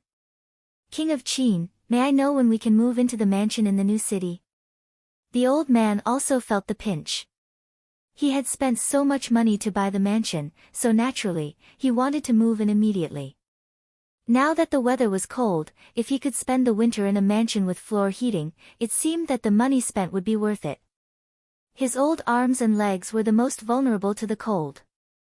Now that Hanyuan Palace was so warm, the old man was reluctant to leave. Therefore, he looked forward to moving into a new mansion. Li Wangyu laughed again. "Don't worry, Lord Wang. The new mansion in the north of the city hasn't been built yet. After you have paid, it will be delivered to you in about half a year." "What? Half a year?" Wang Ying heard and was instantly furious. "King of Qin, how can this be? We haven't even seen the mansion, and we have to pay." How can this be? Ha, this is called prepayment. Otherwise, why would we only charge a 10% discount for today's sale? This is the reason. Of course, if Lord Wang feels that it is inappropriate, you don't have to pay. You can buy it after the mansion is built. But when the time comes, it will not be this price. Lord Wang will have to buy it at the original price. Li Wangyu was very indifferent. His mind was thinking about the house he had just bought when he first transmigrated. Damn it! Advance housing. Advance housing your sister. Just by looking at the blueprint, he had to pay the down payment, get a bank loan, and start paying the monthly allowance. How could this be reasonable? Until Li Wangyu transmigrated, the house he bought had not been completed. Every time he thought about it, he felt depressed. But now, he understood that if he wanted to make money, he had to do this. Just like the development of the new city in the north of Chang'an and the new Daming Palace. Even if he, Pai Lupi, and the other dukes threw in all their money, they could only build half of the Daming Palace. As for the new city in Chang'an, there was nothing except for the city walls and walls. It was just a piece of wasteland. If they did not sell the prepayment houses and took the money from the aristocratic families, officials, and merchants, how could they continue to develop it? To put it bluntly, Li Wangyu, Pai Lupi, and the others were just trying to gain something without risking anything. Li Wangyu's words immediately made Wang Ying speechless for a long time. The old man was so angry that his face was like a tidal wave, but he did not know how to refute Li Wangyu's words. The officials, merchants, and barbarian merchants all looked at each other. They felt that today was an eye-opener. Could a mansion be sold like this? Everyone felt that Li Wangyu, the Prince of Qin, was really shameless. He actually took a piece of empty land and wanted to collect money. It was really too shameless. But when they thought about it again, the discount price was still the same as the original price. Everyone stopped talking. It seemed that there was some truth in it. Li Wangyu, on the other hand, felt at ease being the unscrupulous merchant that he hated the most. He continued to swindle them. Everyone, today I am being generous because of His Majesty. The price of 10% is the cost price. Everyone, please don't think that it is expensive. Let's not talk about other things, just the floor heating alone uses copper pipes. What's the difference between using copper to lay the floor and using money to lay the floor? For such a mansion, do you think that the current price is still expensive? In fact, he was just trying to change the concept. It was indeed expensive to lay the floor heating system with copper pipes. However, not all rooms in the mansion were equipped with a floor heating system. Most of the areas in the mansion of about 100 mu were gardens and ponds. It would not cost much at all. How many rooms were there that could be lined with copper pipes? But copper was money now. The officials and merchants also felt that what he said was right and nodded. In the end, under the unscrupulous merchant Li Wangyu's stubborn refusal to lower the price, everyone had no choice but to accept the hooligan clause of pre-sale houses. They all signed the purchase contract under the witness of Pai Lupi. The officials and merchants ended their one-day tour of Daming Palace with complicated feelings. Pai Lupi, Li Wangyu, and the others, on the other hand, were secretly delighted. As expected, it was most interesting to build one's happiness on the pain of others. Time flew by. It was the end of the 8th year of Zhengguan's reign. Hu County, Dingzhou Village, Duke of Qin's mansion. Today, the mansion was unusually lively with guests as many as the clouds. The reason was very simple. The Duke of Qin's concubine, that Hu concubine named Aphrodite, had given birth to a concubine's daughter a few days ago. Today, the Duke of Qin was holding a banquet to celebrate his daughter's 1-month-old birthday. In the banquet hall of the Duke of Qin's mansion in Noda, 3 rounds of wine had passed and the atmosphere was at its peak. Cheng Yaojin, who had already returned from the western regions, was drinking until his face and ears were red. He slapped Li Wangyu's shoulder and said, "Kid, tell me today why my Duke of Lu's mansion had no part in the construction of the new Chang'an city last year." Now that a year had passed, Daming Palace had long been completed. Pai Lupi and Li Yuan had already moved to the new palace. The northern part of Chang'an city had also been expanded. A large number of officials, nobles, and merchants had also moved there, forming the new Chang'an city center. Within the new city, Li Wangyu did not forget to build a residence for Qing Yaojin. However, this old fellow was not satisfied. He felt that Li Wangyu had committed a crime for not pulling him into the investment. Because of this old fellow had been teaching Li Wangyu a lesson every time he returned to Chang'an. At today's banquet, Qing Yaojin, this old fellow, had drunk a few cups of high alcohol before he grabbed Li Wangyu and began to denounce him. Li Wangyu silently rolled his eyes. He was too lazy to pay attention to him. At that time, Pai Lupi had led a group of duguas to his residence. After forcing him to clearly explain his plan, he had forcibly asked for a share of the spoils. Li Wangyu had no choice but to agree, but he did not forget Qing Yaojin. However, at that time, Qing Yaojin was far away in the western regions. Qing Chumo and the other two idiots even mocked Li Wangyu for throwing money into the water. Under such circumstances, the uncle could endure, but the aunt could not. Of course, Li Wangyu was too lazy to pay attention to those three idiots. Since he had invested, he did not pay attention to the Duke of Lu's mansion. As a result, when Qing Yaojin came back, he always made trouble for him with this matter. Li Wangyu was really speechless. Actually, it was not that Qing Yaojin lacked money. Although the Duke of Lu's mansion did not get to eat meat with Li Wangyu this time, they had already made a lot of money from the lime mines in Hu County. This old fellow deliberately used this topic to bully Li Wangyu every time, making him very depressed. Li Wangyu was too lazy to say anything more to this shameless old hooligan. He simply used the opportunity of the toast to hide next to Pai Lupi. No matter how shameless Qing Yaojin was, he still had to restrain himself in front of Pai Lupi. However, Li Wangyu did not expect that after escaping the old hooligan's evil clutches with great difficulty, before he could catch his breath, Pai Lupi next to him lightly threw a few words at him. He was so scared that the white hairs on his back were soaked with sweat. Zio, why is it that even your Tenrin is pregnant and has given birth to a concubine's daughter? Why is there still no news from my Changle? Do you have some dissatisfaction with me in Changle?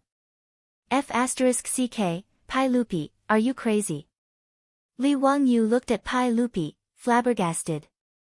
He really did not know how to respond. Although Changle had inexplicably married him, he had not touched the little lowly at all. How could she be pregnant? Li Wangyu was not a psychopath. He also had his beautiful superior and his two concubines, Aphrodite and Perrin. No matter how much of a hooligan he was, he would not have any ideas about a teenage lowly. He remembered that when this shameless bearded man in front of him married his wife, she was only 11 or 12 years old. What a beast. Li Wangyu silently cursed in his heart, but he could only bow to Pai Lupi with a bitter face. Your Majesty, please do not make trouble. Changle is still young. Without waiting for him to finish, Pai Lupi directly interrupted him. Don't try to fool me with this nonsense. I warn you, if other women in your residence are pregnant before Changle is pregnant, be careful that I will directly take you down from the throne and punish you. Li Wangyu was shocked by these words and was tongue-tied. *CK, there was such a shameless person. Why did God not strike him to death with lightning? Li Wangyu was forced to flee by the shameless Lord Taishan. He became more and more suspicious. Was he deliberately playing with him when he was thrown to the Tang dynasty by God? None of the monarchs and ministers of the Tang dynasty were good people. End of book. The book, The Dissolute Little Landlord of the Tang Dynasty, was written from the Spring Festival of 1919 to the present.